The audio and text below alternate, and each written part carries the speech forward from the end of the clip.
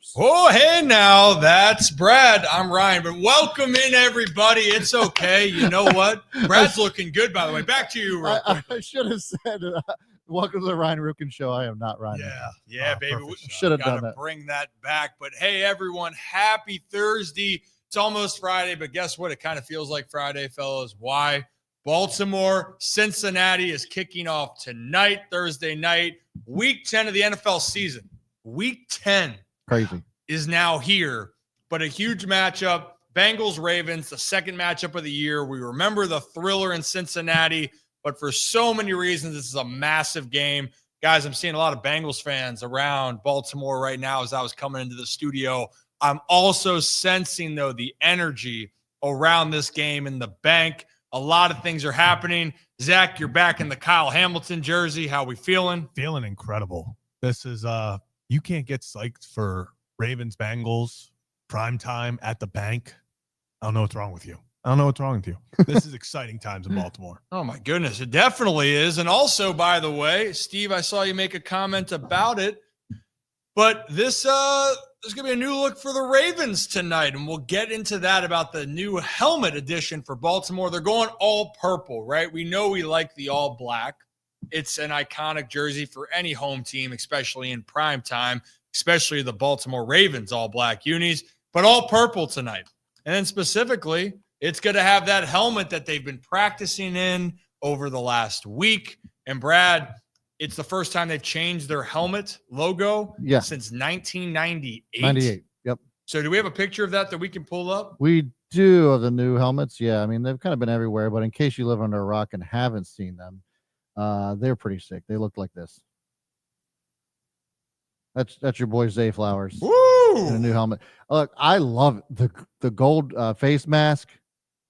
The only thing I'm not really sold on is the actual logo itself. I don't like it. I still am partial to the profile, Ravens logo. Like the one now. Yeah. Yeah. Like if that logo was on this helmet, I think it would be perfect. I don't know, man. I there's something about that old logo for me that brings back some memories. I still love the logo now. I will say, love the logo. Honestly, you know what I think about with that logo is going back to my video game days, playing N64, playing NFL Blitz, and Jim Harbaugh is the quarterback of the Baltimore Ravens. Yeah. And every time I scored, I got to see that beautiful logo. Yeah. That's what I think of.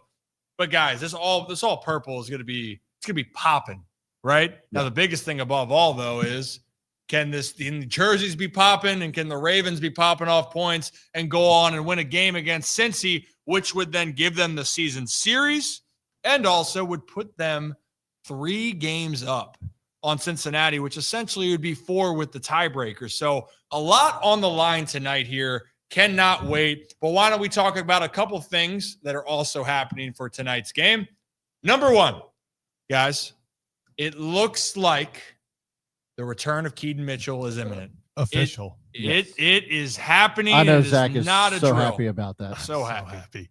I was, oh my gosh, I can't even put it in words. I've been waiting for this ever since that. I don't like talking about, but that play. Yes. I've waited for this moment. I'm not sure the role he's going to have. I think they are going to ease him in, which they should, but not expecting a lot tonight. I think, a little mini bye next week. We start to see him in the return game and stuff, but just another weapon for the Ravens arsenal. It's a question worth asking. Like, the offense has been so damn good, best in the NFL, not even close. How do you even fit a guy like Keaton Mitchell into the fold? Like, because Justice Hill's been such a weapon. You know what I mean? Like that. It's a good problem to have, but what the fuck do you do? Yeah, and I think this is almost those situations where do we start seeing more 22 personnel, but we're sitting with, instead of a running back and a fullback, we see Derrick Henry and Keaton Mitchell in the backfield. Is it 3 back sets? Yeah. Are we going to start seeing Todd Monken kind of add a different dimension to this offense? Because we talk about Lamar Jackson's speed impacting defenses. You have Lamar Jackson, Keaton Mitchell in the backfield with Derrick Henry. There's so many different things that the defense just has to worry about, even if you're just handing it to Derrick Henry. Well, I mean,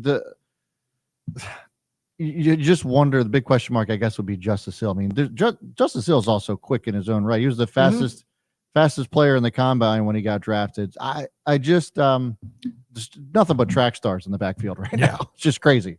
Well, yeah, one of those track stars is a man that is 240 pounds, 6'4", that's also built like a bulldozer, or a monster truck, whatever you want to consider. It's like a defensive end that can run 22 miles an hour. It's unbelievable, but I think this is the good problem for Baltimore is you have another piece that gets added into the most talented offense in football right now. And some would say it's giving them a headache constantly. And actually, that's a good place to start with this conversation. Mina Kimes on ESPN today, Brad, was talking about how the Ravens offense can continue to give defensive coordinators nightmares. So let's play that clip for you guys. Go back to something Dan said about, which quarterback, which offense is the Chiefs defense afraid to play. I don't think it's a coincidence that Jason, having played defense, agrees with me here. You do not want to play this Ravens offense. The Bills offense is great. Josh Allen is playing great football, and they're getting better. And they are a good rushing attack. I love this scheme. They've had some ups and downs over the course of the season. Obviously, the Texans game comes to mind. This Ravens offense compromises you as a defense every way possible. They have a numerical advantage. They have a spatial advantage. Bodies-wise, you cannot match with them. You sell out to stop the run. They will kill you with the play-action pass. What Lamar is doing as a passer from inside the pocket this year and his chemistry with Zay Flowers, particularly in that play-action passing attack, that is every defensive coordinator in the league's worst nightmare. Josh Allen is fantastic. The Bills' offense is very good. They are my third team in the AFC. But respectfully, I feel if you pulled 31 defensive coordinators right now, all of them would say, we do not want to deal with this Ravens offense. I would agree. And I think the point that's being brought out, I mean, look at the Ravens now depth. Now, Isaiah Likely is out tonight, so that hinders this point that I'm going to make. But when healthy, the Ravens have 3 wide receivers that can make plays. Zay Flowers, Rashad Bateman, and now Deontay Johnson. Ooh. They have 3 tight ends that can make plays, and Mark Andrews, Isaiah Likely, and Charlie Kohler. And then now at the running back position, you have 3 running backs and Derrick Henry, Justice Hill, and Keaton Mitchell that can make plays. And by the way, you have the 2-time MVP, reigning MVP, MVP frontrunner, MV3 Lamar Jackson conducting this whole thing. This isn't being biased. This isn't being a homer. Mina's right. And Jason said the same thing. Lamar Jackson at the quarterback already makes it terrifying, but now this is the deepest offense, Brad, that the Baltimore has had. And probably, if they stay healthy, it's the deepest offense and the best offense that Baltimore will have in the history of the organization. 100%, and it's super exciting to see. The flip side is the goddamn defense. There is still no pass rusher that the Ravens were able to trade for at the deadline, and that's kind of the big question mark, right? Because are the Ravens the biggest threat to the Chiefs? Yes. Did the Chiefs get better on offense? Yes. The Ravens, you can make the argument, didn't really get any better on defense, and they're ranked almost last in passing defense in the league.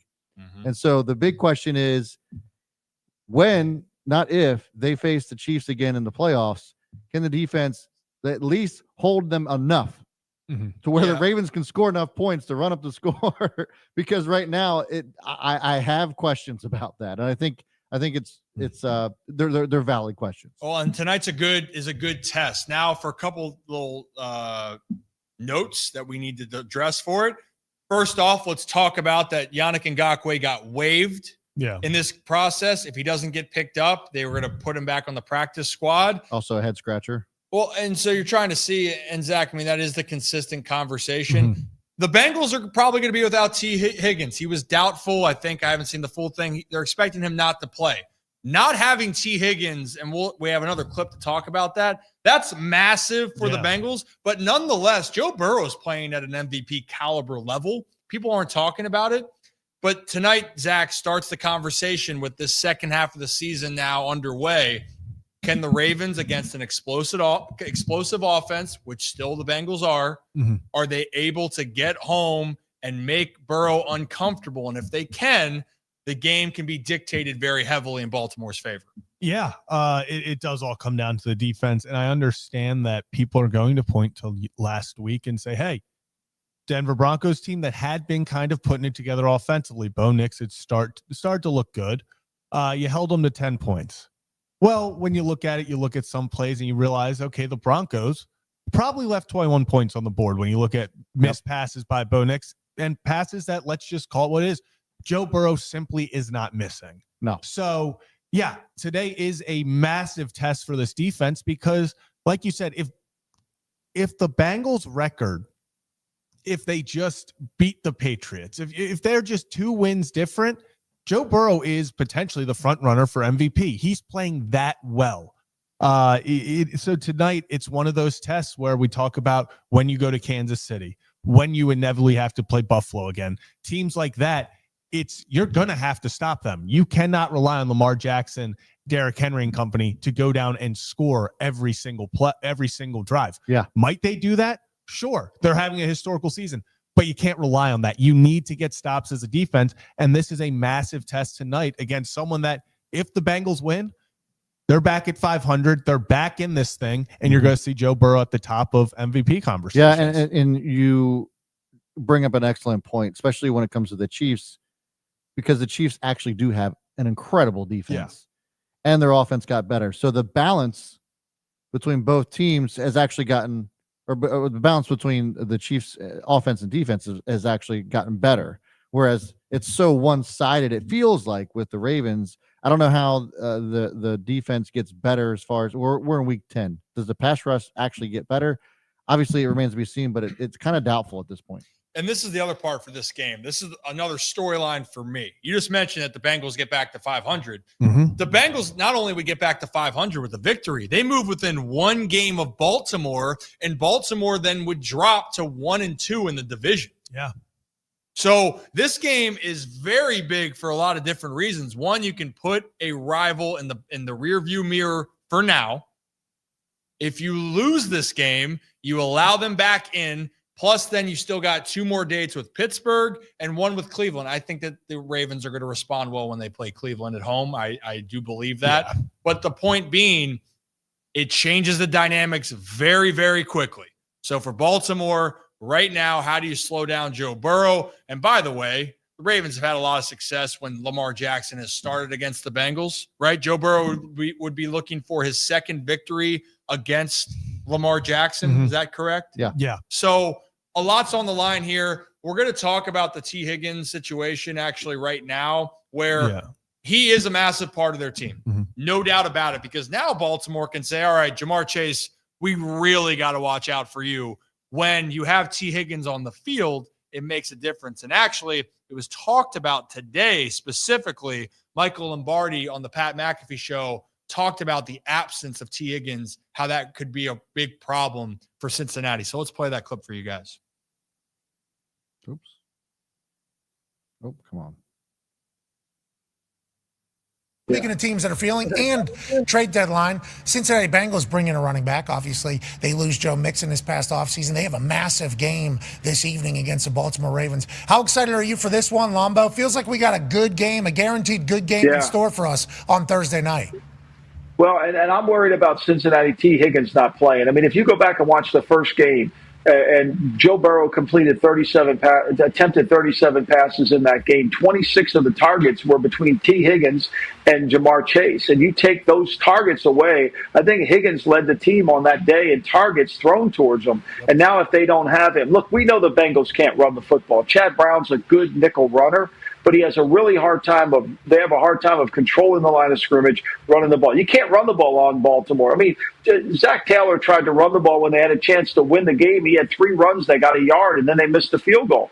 So this is going to be a Joe Burrow's got to carry the team type of game, and it's a challenge to do that against Baltimore. When you look at every single number in Lamar Jackson's MVP season from last year compared to where he is this year, he's enhanced himself. And Derrick Henry averages 6 yards a run. He's got over 1,000 yards rushing already. And we know with P.J. Hill not being able to play tonight, he's doubtful to play. This Cincinnati interior defense, they were trying to make a trade. They couldn't pull one off. They couldn't make a deal. They got the running back for a 7th. but they were looking for a corner and they were looking for a defensive tackle, and they ended up empty. This will be a challenge, but these games between the North typically tend to be tight, and I expect a tight one today. But the way Baltimore averages 7.1 yards per play. Yeah. The next closest team is 6.5. I mean, they're dominating. So you hear it right there. And look, divisional games, anything, throw it out the window. And it could be a tight game, or like Goldmember used to say in Austin Powers, it can be very toit like a tiger. It really can. Now, T. Higgins, it's a great movie, by the way. T. Higgins, though, in that game against Baltimore, which he played, 9 catches on 14 targets, 83 yards. But the biggest thing is he cashed home 2 touchdowns. So he was a red zone threat for them. The guy that's been stepping up when he's been out, it's been Mike Gesicki. It's been the tight ends. But actually, there's a tight end that's missing. And, Zach, you and I were talking before we went on air. To Eric All Jr., who that could be a big impact for a team that they still want to run the football. And Chase Brown looks explosive. He looks good. But they're missing a big part because Eric All does more than just trying to be the backup tight end catching a few passes. Yeah, and obviously when you talk about the tight end room, everyone, especially after last week and his massive game, everyone's going to point to Mike Gesicki. And for good reason. Mike Gesicki, everyone knew when he was going to Cincinnati that was a perfect spot for him to add another weapon to Joe Burrow's arsenal. But you bring in the rookie Eric All Jr. from Iowa. All Iowa does is produce solid tight ends. It's like a factory. Eric All Jr. comes in, not only, you look at the stats, you go, he only has 22 catches on the year, must not be that big of an impact. He's used as their fullback. He's used as their main blocking tight end. Because as you know, if you play at Iowa, you know how to run the damn football. Damn right. So Eric All Jr. is a massive loss for so many reasons, because he's the guy who protects the backside on runs. He's really a lead blocker in the outside. And this is a type of player that maybe to the big stars, you're going to be looking at the T. Higgins, the BJ Hills, the guys that you're looking at and going, okay, is Orlando Brown Jr. going to play? This Eric All Jr. going on the IR is a massive blow to the Cincinnati Bengals offense in more ways than just in the pass game or the run game. Yeah, I mean, look, those are the little pieces. That's why we'll use it for Baltimore's example. Charlie Kolar has been a player that has gotten more time. Why? They love him in the run game, and then he can make some plays. That's what Cincy was actually developing over there. You did a great job explaining that, Zach. Gesicki is going to get the credit because his job, pass-catching tight end. Go and make plays. And I'll tell you what, when he's had his opportunities, Gesicki's balled out. The gritty hasn't gotten much better, but it's okay. But he's catching a lot of damn balls over there. That makes an impact, but there's a lot of things that make an offense go. So Cincinnati's going to be down a guy in that regard. That's a key part of their offense, just like Isaiah likely will be down for Baltimore tonight, out for this game. Go ahead, Brad. Couple other things to know as far as injuries are concerned on the Bengals side of the ball. Bengals defense injury updates here. Miles Murphy and defensive tackle McKinley Jackson are out. Trey Hendrickson, who created a lot of havoc for Lamar Jackson in that first game, is also questionable. So he's not 100%. I'm sure he's probably going to play. Mike Hilton is also questionable, as well as Jermaine Pratt. So banged up defense. And by the way, the Cincinnati Bengals rush defense is 25th in the league, allowing 145 rushing yards a game, whereas the Ravens are offense is producing 220 yards of rushing per game. I'm not saying that it's going to be a blowout, but if the defense can't hold up as far as the Cincinnati is concerned, it very well could be. Oh gosh, don't do it again, Brad. Don't say it. Don't even say the words blowout. I said could be. Don't do it. There's potential. Although I will say there was a fantastic tweet. I forget who put it out there, but it was a tweet about how Lamar Jackson and Joe Burrow are the two best quarterbacks in the league against pressure. And someone said, jokes on the Bengals, the Ravens generate no pressure. That's great. That's correct. If they're great against the pressure, maybe that's the Ravens strategy. Just get absolutely no pressure. Yeah. And again, short week for a team going on the road. It's an advantage for Baltimore. A lot of things when you saw what they did to Denver last week. Especially because Baltimore rested most of their players in the fourth quarter of the last game. Then they try. Well, not for Derrick Henry hitting 100 yards for Zach. Yes, He was playing in the fourth quarter. I've never felt so seen by a player. I've never felt so seen. So, and we'll get into some of the parlays and best bets here. Hey, hit that like button too. What are you guys doing? We're getting there. I was just about to go through our little spiel. Not you. Here. I'm just talking about. I can't hit the I'm like talking button. about you. Hit the damn like button. It's 23 likes in here. That's rookie stuff. Yeah, let's get those are rookie numbers. We got to It's pump free to those hit the numbers like up. button. It's free. And again, hit that like and subscribe button. Ryan Ripken Show. We do this live every Monday, Thursday, and on game days, so usually on the Sundays. But since the Ravens are playing today, we pushed the show back, and we're going up till 6 p.m. We're going to have call-ins coming in as we get to the 5 o'clock hour here. Then we're getting down to the lots to make sure everything's okay. Make sure boots on the ground are safe down there. Usually Zach would be down there, but a lot of people are still coming from work. Yeah. It's going to take a little bit of time. Not worth it. But last week we had some fantastic. The people were. Oh my goodness. The food was incredible last week. I might have to find that tweet I had, and we can just pull that up here for. This is what we want for. Yeah. content. Anybody out there grilling tomahawk steaks? You let us some know. crab mac and cheese, please let us know where you're at, and we will find you. I've never done a double take so quickly as when I walked past and saw this smoke. I saw tomahawk steaks. I was like, oh my god! I was like, I gotta go over there right now. Zach has a particular set of skills. Yeah, and I just his sniffer sniffs it out. It was like I think that might have been what I was smelling too when I was originally like something smells insane right now. I was right there too. It had to be because I was looking for a while. I was like, "What is this?" Hey, what is trying to think about it real quick. Who was that guy's name who was grilling everything? Livingston Cooper. Livingston Cooper. Yeah, it was an incredible name. That's all I remember. And also, this is kind of what the clip I'm about to pull up here is one of those clips from last tailgate, and it was the Jeep, which brought to you by our friends at Adams Jeep of Maryland and Aberdeen, which essentially this Jeep being customized is exactly what Adams Jeep does. So let me play that clip for you guys. And Zach, as always, phenomenal work down there. But let's play the clip for you here. And I hope it's the right one. We'll find out. We also have boots on the ground at M&T Bank Stadium as we get you ready for the Ravens and the Broncos. And I think Zach has something for us. So let's bring Zach on. Zach, can you hear us? Yeah, can you guys hear me? Oh, yeah. The Jeep one. Okay, so I told you guys before that I was going around looking for the coolest stuff I can find at the tailgate, and I think we may have stumbled upon something incredible. Brad, I know your Jeep is cool, but I don't think it can get up to this. I'm here with Scott, and look at the Ravens. God damn! We've got Scott. We have Scott here. Scott, how long have you been tailgating here? I've been tailgating between Monterey and Toronto for about 6 years. 6 years, and here, can we? We're gonna walk around to the front of the Jeep. Beautiful. This it's incredible. That's so sick. Oh my god! And then wait for it.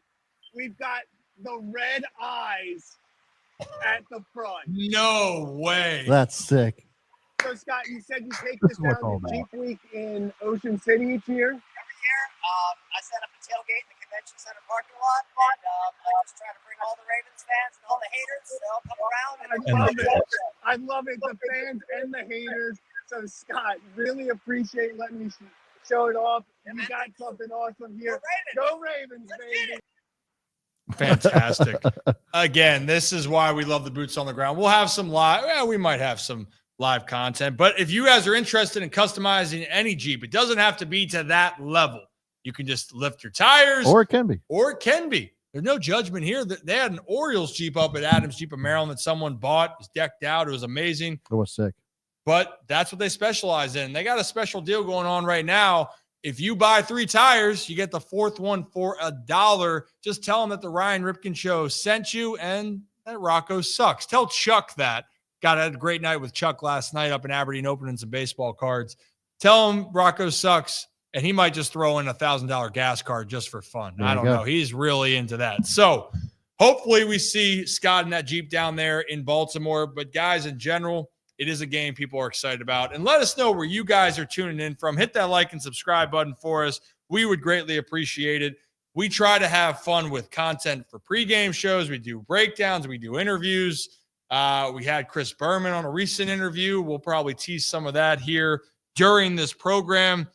But, guys, it is a good night. It really does feel like Friday today. Yeah. And honestly, for a lot of Ravens fans, you're hoping get your weekend started off right because this game has a lot on the line for Baltimore. Obviously, the Ravens can move to 7-3, stay on the heels of the Pittsburgh Steelers, and also push the Bengals back down.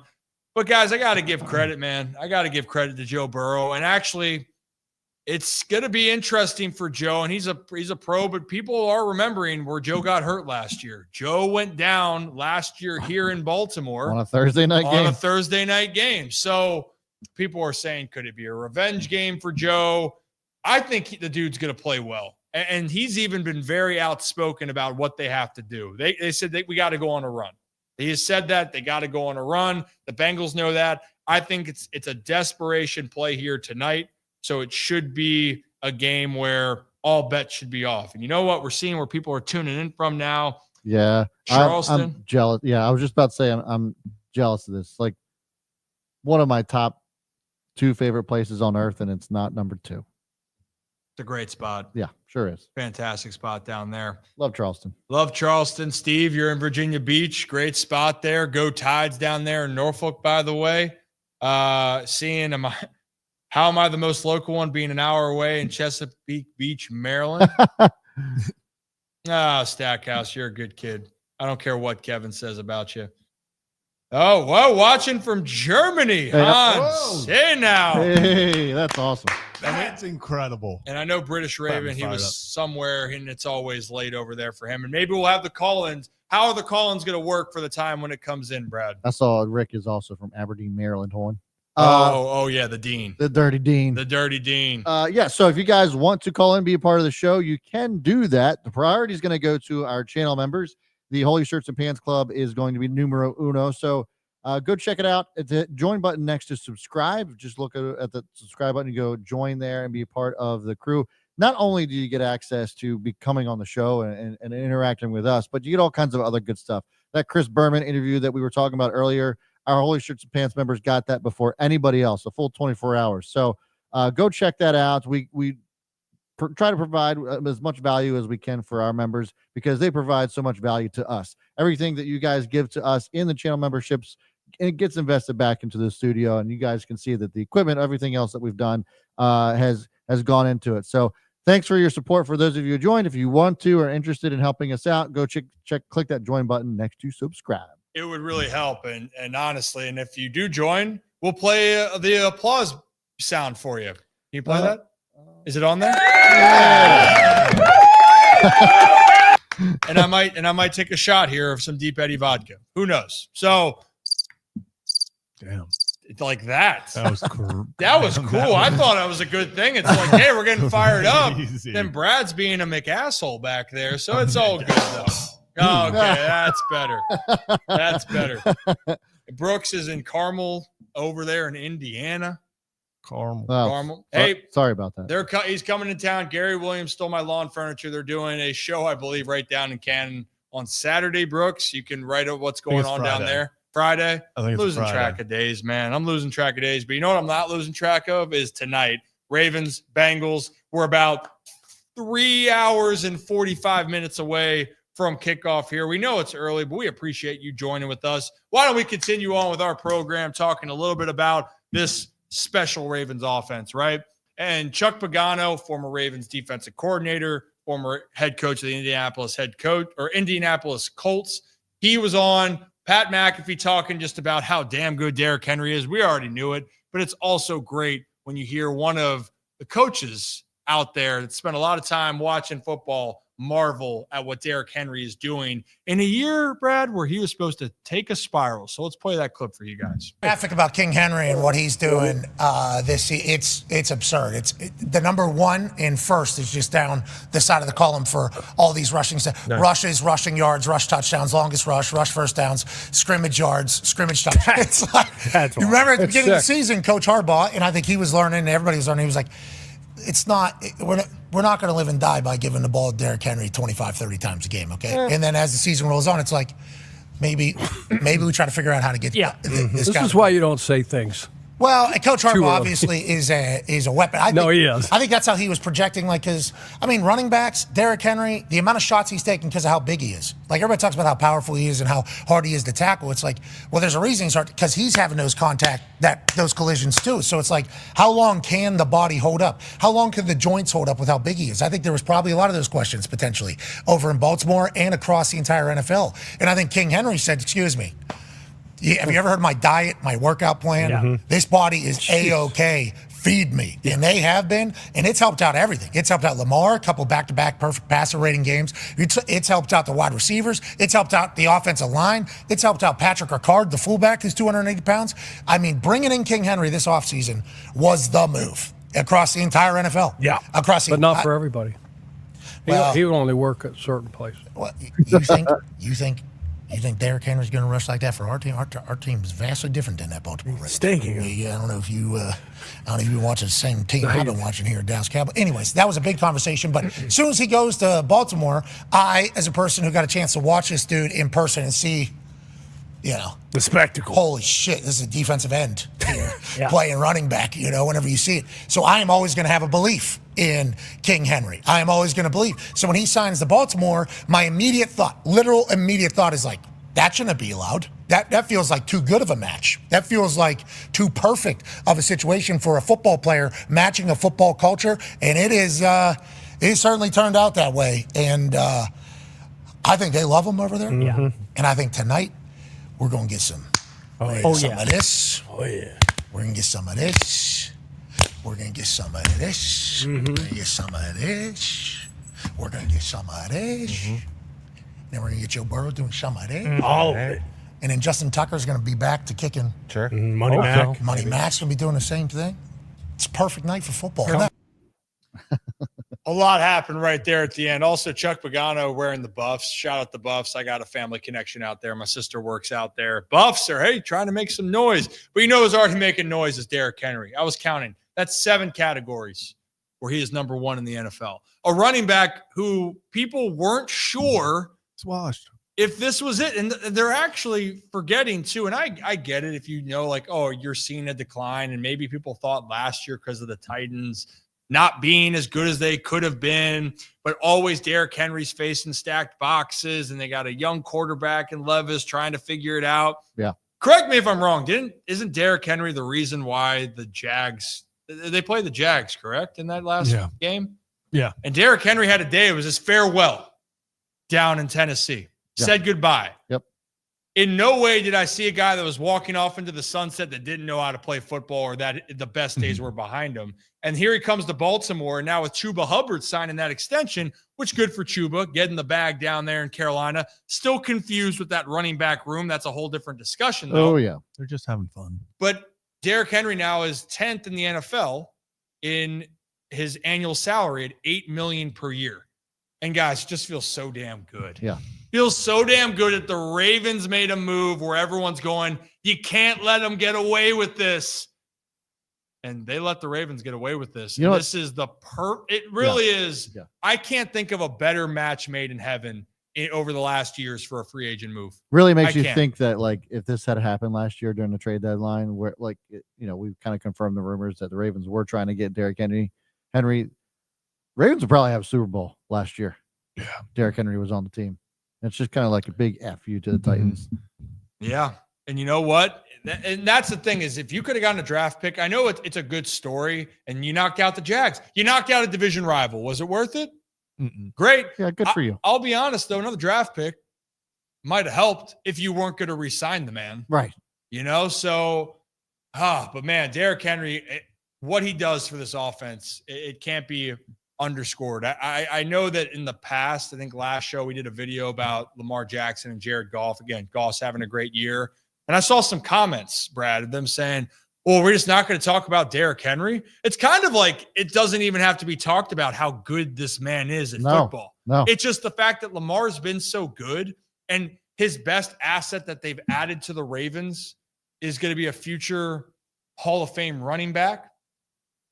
And now Lamar, and again, shout out Zay Flowers and Bateman and the tight ends and all of that group. But it just further validates just how special Lamar is. And now Derrick Henry being on a team where he no longer has to be that point where everyone's focusing to try to take him out of the game. Yep. Now you can't. Now you can't focus on that man. No. And he's on pace to rush for 2,000 yards, isn't he? Right around? Yep. Mm-hmm. Yeah, you can't. Shirts and pants. You can't man. I'll tell you what. You can't stack the box as a defense. Like if all you had to worry about was Derrick Henry and Lamar, you could do that. I mean, they've been doing it on a Lamar for a couple of years now when there hasn't been a really good running game. Not like this anyway. But you stack the box, then it opens it up to your point to Zay, now Deontay Johnson, which I'm guessing he's probably going to get some touches tonight. So it's an indefensible offense, and that's what makes it so awesome. I mean, here's another stat here, Zach. Mm-hmm. It's wild to me. So Derrick Henry in 2019 and 2020 is the only years that he actually rushed for over 5 yards a carry. For all of his accomplishments, it's the only 2 years. And that's still a very high clip, by the way. Every other year above 4. The last 2 years, 4.2 and 4.4. Do you guys, maybe you know it, maybe you saw the list. Do you know what his yards per carry are right now? It's like 5. It's 7. Is it? What is it? I thought so. 6.3. Oh, 6. Yeah. So Derrick Henry is not only having it could be his best year of his career. Yeah. He now has his highest yards per carry by a good yard. A good yard. Mm-hmm. He has 11 touchdowns. The last 2 seasons, he didn't have more than 13, or actually the last 4 seasons didn't have more than 13. He had 17, back in 2020.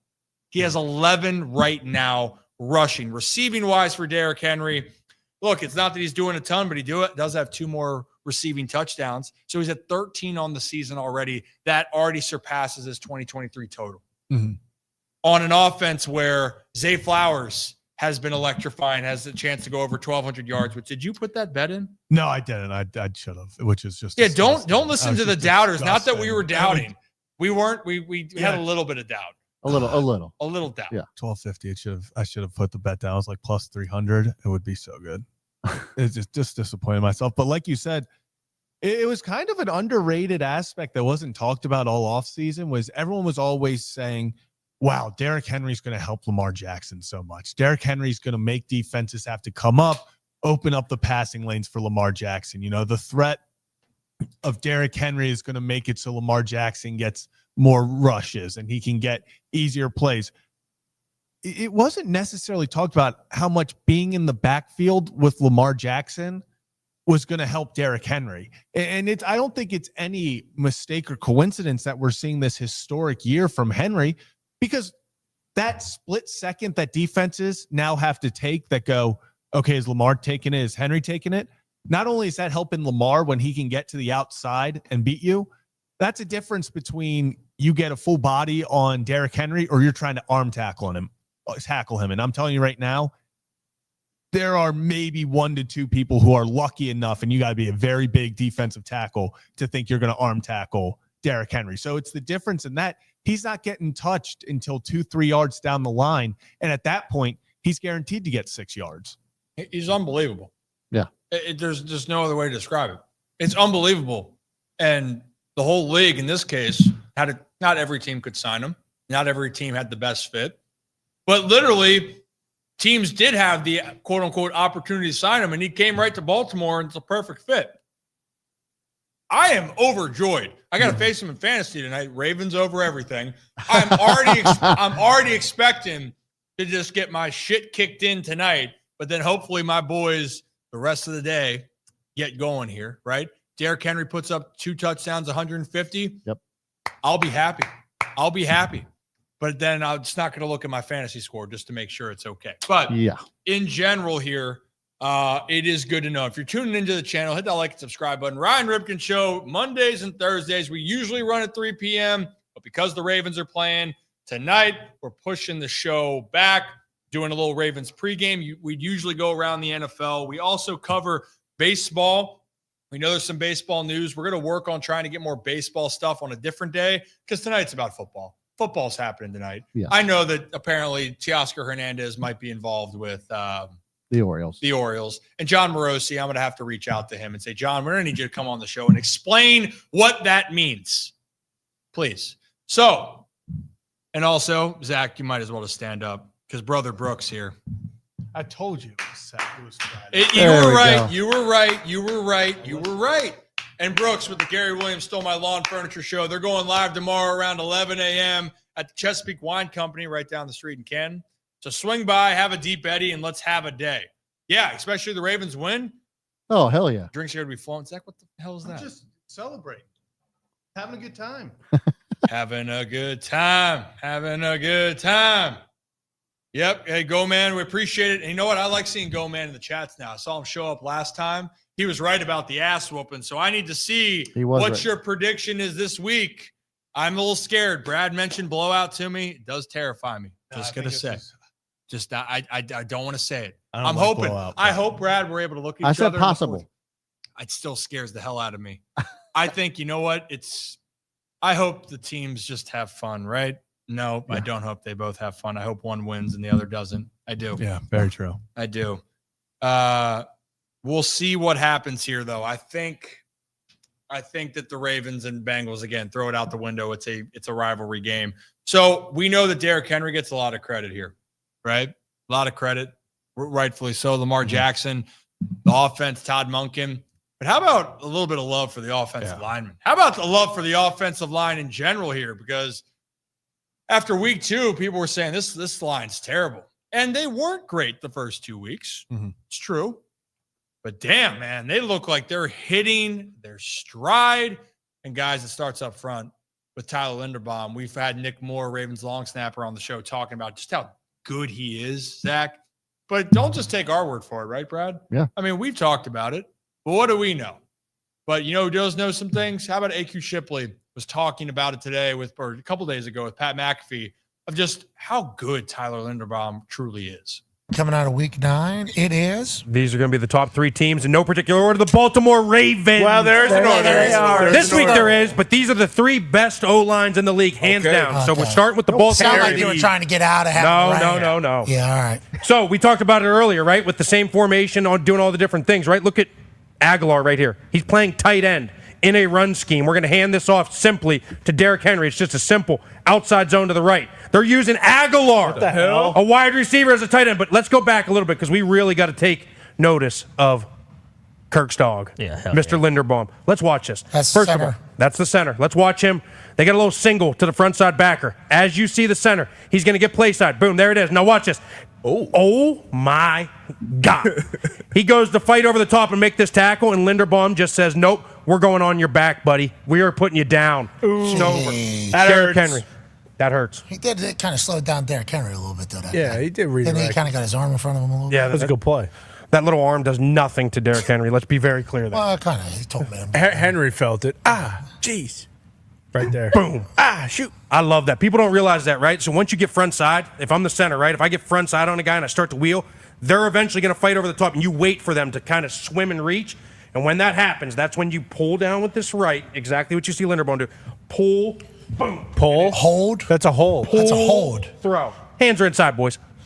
Call hold on every play if you want. The framework. Yeah, you know what? Everybody would hold then, right, in those situations. Yeah. Hypothetically. But I think just further validating that Tyler Linderbaum, we've seen him be 25, 30 yards down the field, humming down there. He might be able to reach 20 miles an hour, it feels like. Or in those moments, just the little things. He does a lot of the little things right. Starts up front, guys. And Tyler Linderbaum, you can make an argument around the league. This isn't even an argument. He's one of the top centers in the game. Yep. He is. First round pick, well spent for an offense that revolves around the running game. He has solidified that front line. And even though they've been going through changes, Brad, he has been the stable force. And little by little, the line around him has started to play better and better each week. And also, they're just showing that they can roll on all cylinders in the pass and running game. I want to say he ranks top 2, I think, in the league as far as pass rush is concerned. Anybody want to fact check me on that? But I know he's up there as far as against the rush. He's top 1, 2 in the league. Oh yeah, I mean he's just such an animal. It just in all facets of the game. A guy his size should not be doing that and just be moving the way he does. We see him running, on some plays where Derrick Henry has a big play. Linderbaum's 20 yards down the field making key blocks. I mean. It's just a total freak athlete. Yeah. Linemen are athletes too, man. I'll tell you what. I know sometimes they get a bad rep. Some of those guys are the most athletic on the field. Long snappers, meh. Yeah, long snappers, meh. Nick Moore, though, did make a tackle that did get called back. Yeah, kind of a tackle. but he is a good kid. And you know what? You know, there's a good kid out here. It's our highest, just honor here at the Ryan Ripken Show. It's everyone tuning in for you guys. So if you can, you guys are all good kids. Hit that like and subscribe button. Ryan Ripken Show. We're based in Baltimore. We like to talk about the NFL and baseball, but right now it's all about this Ravens-Bengals game tonight. Why? It's a big freaking game here in Baltimore. It means a lot to both fan bases, means a lot to both teams. And for Baltimore, it keeps you right on the heels of Pittsburgh and Cincinnati. Well, they're trying to get a game within Baltimore and send the Ravens to 1-2 in the division. I don't even want to think about it. I don't even want to think about that for a second. Yeah. But what I do want to think about also is, in general, we do have some great sponsors. Obviously, Iron Rooster. We didn't get the breakfast and brunch today because we're in the afternoon. Yeah. Even though Kyle was like, hey, if you want me to bring over some Roost Tarts and do that, like, Kyle, I bother you too much on a day-to-day. But that's our spot for brunch, obviously.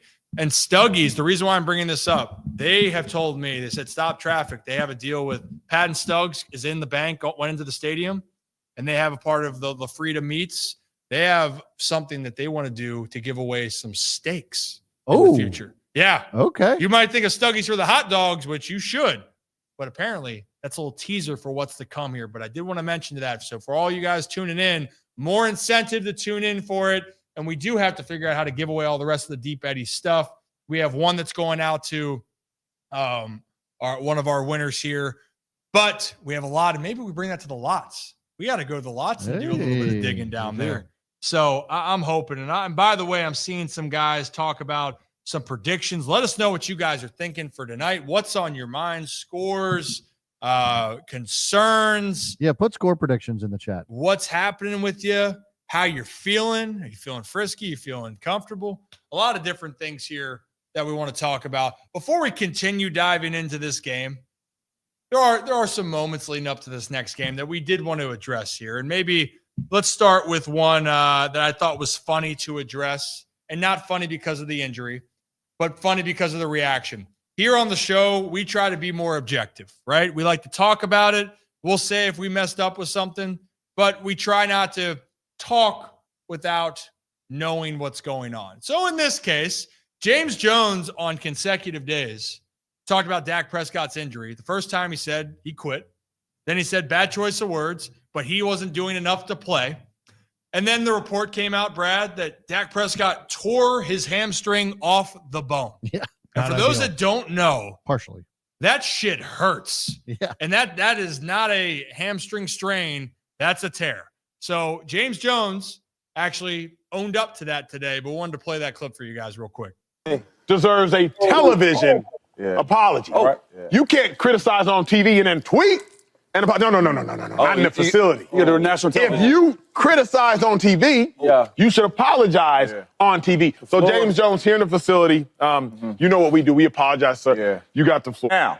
Now that I know the severity of the injury and it being off the bone,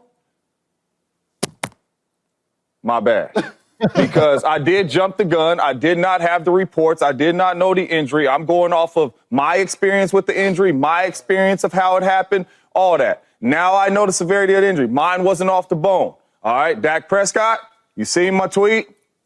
I love the My bad. My bad. But you know what? Hey, good for James Jones owning up and saying, hey, I said some shit.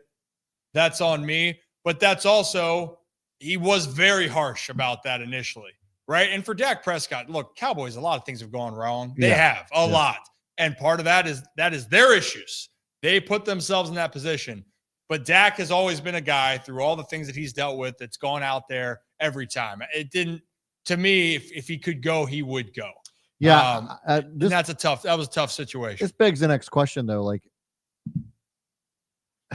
the minimum that Dak's got to be out is 4 weeks, which I anticipate him being out longer than that. Oh, yeah. Does he just sit out the rest of the season? I would. Also, do we know who their starting quarterback? Cooper Rush. Why you don't start Trey Lance is beyond me. I mean, you might as well. Trey. It can't get much worse. Like, why not see what you have in the kid? He was a former second, third overall pick. Third. Oh, I was so in on Trey Lance going That's in the what I'm saying, Shanahan like, system, why? but the development for him trying to throw, and then he got hurt as well. Yes. And then that's when Brock Purdy became the guy, and then Trey Lance confidence all gone. It's just Fat House fan says it would be hilarious if the Cowboys make a run. With It would. Cooper, it would be hilarious. But like, no offense to Cooper Rush, but like, Cooper Rush isn't the former third overall pick. How old is Trey Lance still? He's got to be. He might be your age. 25, 24. He's 24. Yeah. Yeah, he's Zach's older age. than him. Yeah. I'm older than him. Zach, that could be you I know. playing quarterback for the Dallas Cowboys. That could be you, right now. I say that all the time. I'm like, I could be Joe Flacco. You could be Joe. You could be Calais Campbell. Me and Joe. By the way, Actually, Calais and I are the same age. Calais could have. I'm telling you, you need to start. Trey Lance, why would you not see what you have in the 24-year-old that was just literally the third overall pick? Yeah, you're not going to win games. You might as well just throw them out there. And it's better. Yeah. Well, it's about development, right? It's about a system, and you want things to be in a good system, right? In the case when Joe Flacco got hurt, Lamar maybe needed some more time, but he was ready enough, and they were in a good structure to help him continue to grow. And obviously, Lamar's so talented. But we've seen the evolution of Lamar's games. That's evident. I don't know if Trey Lance being in that situation in Dallas is going to help his development in any way. But I'm with you, Zach. I'd like to see, but right now, they're not out of the race yet. I don't expect them to do much. This season's over. It's over. Hey, you know what? As a player, you can't say it, but everyone else outside, you can kind of say. Well, you're not a player. Yeah, I'm not a player, but inside the locker room, I just can't. I can't. You're not inside the locker. Just say it. It's over. It's not over. What's not over? It's not over. They have a 3% chance of making the playoffs, Rip. So you're telling me there's a chance. It's over. So you're telling me there's a chance. Just be realistic. The Cowboys, baby. The Cowboys are going to have a top 10 pick in the draft. How about that? That's the big question, right? Do they just tank the season? Yes. They should. Tanking doesn't exist. Bullshit.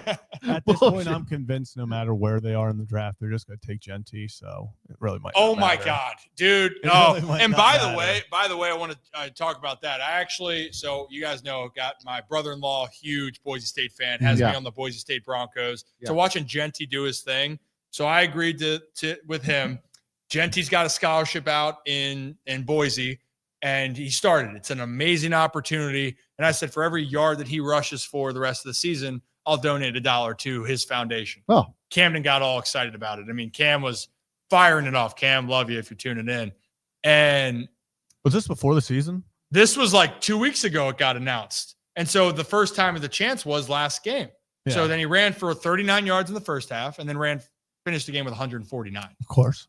Genty for Heisman and Travis Hunter, dude, by the way. I digress. We could talk about this for a long time here, but I don't want to see him go to Dallas. But a lot of Boise State Broncos have gone to Dallas. And yes, Derrick Henry, I don't care what they say the problems. If you have Derrick Henry on your team, he might not be rushing for 1,000 yards, but I guarantee you it changes a lot there in Dallas that had no weapon truly outside of CeeDee Lamb and Jake Ferguson. Yeah. I digress. We're getting off topic here on this thing, but we're going around the NFL here for a moment. We're going to get back to all the Ravens-Bengals conversations, and in case you're just tuning in here, it looks like T. Higgins is out. I don't know if that's official that he's out. It is official out. Yep. T. Higgins is out. Keaton Mitchell's in for Baltimore, making his season debut. Yannick Ngakoue got waived. Those are the things that we know right now. The Ravens are still very good. The Bengals will have a good offense. They're going to try to make it happen, but Zach, I thought this was a good time. You mentioned Trey Lance a second ago. Mm-hmm. And we're worried about development of quarterbacks, right? And Trey Lance might not have it, right? He might not be the guy in the NFL. Might not. But the quarterback development problem is still ringing true at this moment. And Caleb Williams, I think, has talent, but I think he is underperformed. He is not doing certain things right. But shirts and pants, man, I think the Bears coaching staff has just as big of a hand in this as well. And Dan Orlovsky actually talked about that today, about development. And let's play that clip for you because I think this is a really good conversation about the development of quarterbacks, but specifically the one that was taken first overall this past year. The biggest problem is in Chicago, they're calling plays. They're not sequencing events. There's not a rhyme and or reason to what they're doing. They're just taking good football plays more often than not and calling them. But there's no reason. So that's why you see a quarterback. The quarterback doesn't understand the why right now of why we're calling these plays or why we're trying to get that person the football. I think who's that on? That's on the play caller. So that's why I'm about to bring up this point. This team right now offensively, they're lacking details. Correct. They're lacking focus. And I think when it comes to their meeting rooms, you can't spare feelings. You got to tell guys the real in front of everybody so they understand that they're hurting the brother that's beside them that's fighting for them to be successful, in my opinion. It's rough. And I think that's one way to put it lightly. Caleb Williams, their wins in his big games, ironically, have come against the Carolina Panthers and the Jacksonville Jaguars, two teams that are lighting up the loss columns overall this season. So, look, I think that this conversation that I just wanted to bring up, being in a scheme and an organization that's going to put you in a position to succeed matters. Now, Brad, has Caleb played up to his potential on top of it? No. But Chicago is just not being able to put it together. I'd say the same thing about, because I know people on the show about with Lamar Jackson. I think Lamar coming to Baltimore was one of the few organizations that was going to give him an opportunity to develop into one of the best quarterbacks. Oh my God. Can you imagine Lamar Jackson being on the Browns or the Commanders before this season? You know, like they would have ran the shit out of him. They essentially would have RG3'd him. That's what I think would have happened with Lamar Jackson. And this isn't to take anything away from Lamar, but we all know that the talent around his talent in the beginning was very raw. You know, he ran the shit out of the ball his rookie season because they didn't know what else to do with him at that point in time. So, like, if the Ravens kind of had an adjustment period with Lamar, I can only imagine what a lower tiered organization would have done with him. I think his career would have been over in the first two seasons. He wouldn't have had that MVP season his second year. Right. Not even close at all. And I know, Zach, this is a part, and people can get all upset about with things with Greg Roman. At the time when Greg Roman was here, it was a perfect coordinator for Lamar. It was at that moment in time. Yes. I think he got held on I think he got held on a year too long. But I agree. At that time, especially the first 2 years, Greg Roman was the guy. The Bears coaching holding back Caleb. Who could have saw this coming? Right. When they decide to keep their already underperforming defensive-minded head coach that's already on the hot seat, and you keep him to try to help develop the supposed next Patrick Mahomes-esque quarterback. It makes sense from the start, and it looks even worse right now. I mean, it is genuinely It's just bad. Yeah, like just bad. We all sat here and talked about how you really felt like you had two options before the draft. You either keep the head coach and you stay with Justin Fields, so you have that continuity, or you start everything fresh. The worst thing you could do is exactly what's happening. You kept the coach, you traded away the quarterback, you're trying to get a rookie now to be helped by a defensive-minded coach. It's not going well. It looks like now you have to restart, and now going into year 2 of Caleb Williams will be just pretty much his rookie year all over again. It's going to be learning a new system and trying to figure out what they can do. Yeah, speaking of bad rookie quarterbacks or bad young quarterbacks and not great coaches, I just saw the Fat O's fan put the Jags regretting that Lawrence contract. They are, I think, for one.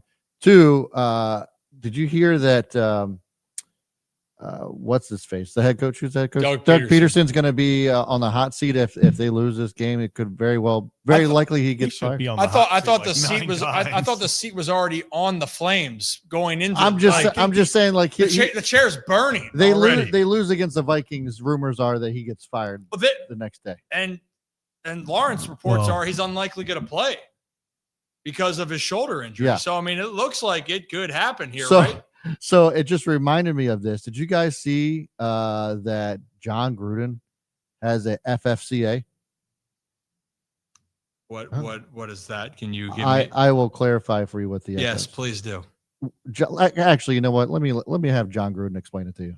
As a coach, it's not very good. You don't know what to do. You don't know where to go. And what I realized was I wasn't alone. I had my brother, Jay, Sean McVay, a lot of us had just been fired. So a lot of guys would come over to my house and we would watch film. And pretty soon my wife got sick of it.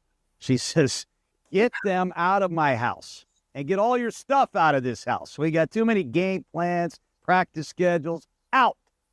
I don't know where I'm supposed to do. I don't know where to go. So I rented this old building for about $750 a month. And I called it the Fire Football Coaches Association. And that's where we went. And pretty soon I needed to buy my own building because there's a lot of fired football coaches out there. And it's a place where coaches can go and study film. We can collaborate on different schemes, study personnel, you name it. And nobody even knows we're here. It's a great man cave. And I've turned this into one of the greatest places of all places. This is the FFCA. This is the Fired Football Coaches Association. This is where you go when you get fired, traded, or trampled to death by coaching. So I needed a place to go and keep studying because I'm trying to get one more shot. Oh, dude, that is so the Fired Football Coaches Association. That's where great Doug. idea, There's though. a place for you to go, Doug. Yeah. You get fired next week. Hey, did you hear? there's a place for you at Doug the Fire. Peterson talking about Sam Darnold today. Oh, yeah. did we? We were Did going there next. We're going there next here in a moment, but holy shirts and pants, dude. I'll tell you what, I know the whole situation with Gruden and the emails and all that. And hey, look, he's paid his price, right? Like he's probably not going to coach again. Yeah. But him being back on social media is so It's damn electric. It is so damn funny. So damn funny. Watching him break down plays, like it's still his job is just incredible stuff. Oh, it really is. Like he's a content machine, but they're like, that's good humor right there. And for Doug Peterson, they are on that point where unfortunately he's on the hot seat here. And if you're new to the channel, hit that like and subscribe button. We're getting you ready for the Ravens Bengals. We are going around the NFL a little bit because, hey, we usually do our regular scheduled show Mondays and Thursdays, but we also do pregame shows. And since the Ravens are playing tonight, we're trying to do a little bit of the best of both worlds. We talked a lot about the situations. We're going to open up the call-ins after this next segment here for all of our channel members first, and then to the rest of the general public. So we wanted to touch on that. And one other thing of note, John, I see you and I appreciate you as a channel member. We are figuring out our baseball schedule for the offseason. Yeah. So for anyone that's new to the channel, again, hit that like and subscribe button. But we are talking a lot of football for the fall, but we are actually coming up with a schedule. Brad and I have talked about this. We're gonna designate a day, I think we should, as we get closer to just a hot stove for baseball. And specifically, I know a lot of people want to know the Orioles. Maybe that's a Wednesday we do that. Like it's a Wednesday. Yeah. Wednesday. I don't know how to do it. Hot stove Wednesday. I don't know. Hot stove, yeah. I kept thinking about Hot Guy Autumn again. I don't know why. I don't know why. Hot Boy Summer, Hot Guy Autumn, Hot Stove Wednesday. John, we're going to have a day for baseball. I promise you that. And actually last night with Adam's Jeep of Maryland up in Aberdeen, we're opening up cards and answering some baseball questions, but we will designate a show just for 30 minutes to 45 minutes on the hot stove. I can promise you that. So stay tuned. Now, the comments that Zach was talking about was Sam Darnold. Doug Peterson. So Doug was asked about what changed with Sam Darnold. Because talking about developments, the Jets didn't think Sam Darnold was good. Talk about bad situation. Then the Panthers didn't really like him down there, but Carolina woof. And then lastly, he went to San Francisco and behind Brock Purdy and also learning from Shanahan. It looks like he's found himself. And then, look, he's been really, really solid this year for the Vikings. But Doug Peterson didn't give the reason of his development as the reason why. He had one very specific reason, Brad. So let's play that clip. What did it say? Let's start again. Sam Darnold seeming to click finally this season. First time in his career, first round pick. Why? Why is this the time for him? Justin Jefferson. Because you're thinking it. I think the talent around him. That helps, right? Just having the run game, the defense, the way the defense is played. Being in Coach O'Connell's system and the way he calls plays, I think is helpful. And look, he's always been a solid quarterback, and whatever team or role he's on, I just think now he's learning, maturing, and showing that he's capable of doing it. And that's what you're seeing on film. Taking care of the football. That's a big part of this thing. And yes, Justin Jefferson is obviously an elite receiver in this league that can wreak havoc on you. So he was joking, kind of like haha Justin Jefferson, but like haha kind of serious, Yeah, I was gonna say I don't think it was 100% joking there. Yeah, No. I mean, and Justin Jefferson, people, I had this feeling in my plums that Justin Jefferson could have gone number 1 overall in fantasy this year, honestly. But everyone's like, well, what's Sam Darnold going to do? I mean, Zach, Jefferson is a dude. I mean, people forget that when that dude's healthy, don't matter who the quarterback, he is the best wide receiver in football. I'll just say Doug Peterson was not wrong in anything he said. Because afterwards, I think he did a great job. He said, listen, Sam Darnold's always been a decent quarterback. Like, yeah, he was at some, let's just call it what it is, some really shitty organizations where you start out with the Jets, then you go to the Panthers. It's not ideal. No. He's always been there's a reason he was a top 5 pick. I mean, he reminds me of like a Case Keenum. You know what I mean? Like, he can get the job done. Gets the job done. Never going to play at an elite level, but when you need him, when your starting quarterback tears an ACL, he's going to be there for you. Yeah, exactly. But let's just call it what it is. You put any football within 15 yards of Justin Jefferson, he's going to come down with it 95% of the time. It doesn't matter if there are 4 defenders around. He's just going to go grab it. So, is Sam Darnold taking a step this year? Without a doubt. But it definitely, I think not a lot of it. I think there is a big part of it that are some of these plays are Darnold just giving Justin Jefferson a chance. And it's when you have a all-world talent, why wouldn't you? It helps. And Kevin O'Connell, by the way, is a fantastic coach. Yes. Fantastic person, by the way. And we're going to play one clip before we get into the call-ins. But one thing I wanted to talk about, let's play this game. Who has more passing touchdowns than Sam Darnold this year? Let's play a game here, gentlemen. The only one I feel like it's got to be, if anything, it's probably one. But if anyone was ahead of him, I'll say Lamar. Lamar is one. Okay. There is 2 other quarterbacks ahead of him. Baker Mayfield. And passing touchdown? Baker Mayfield's 2. There's one more.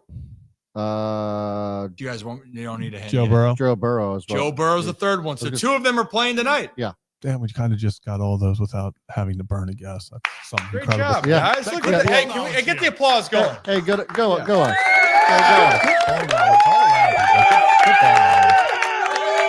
Hey, who would have thought? Who would have thought? Us. Who would have thought?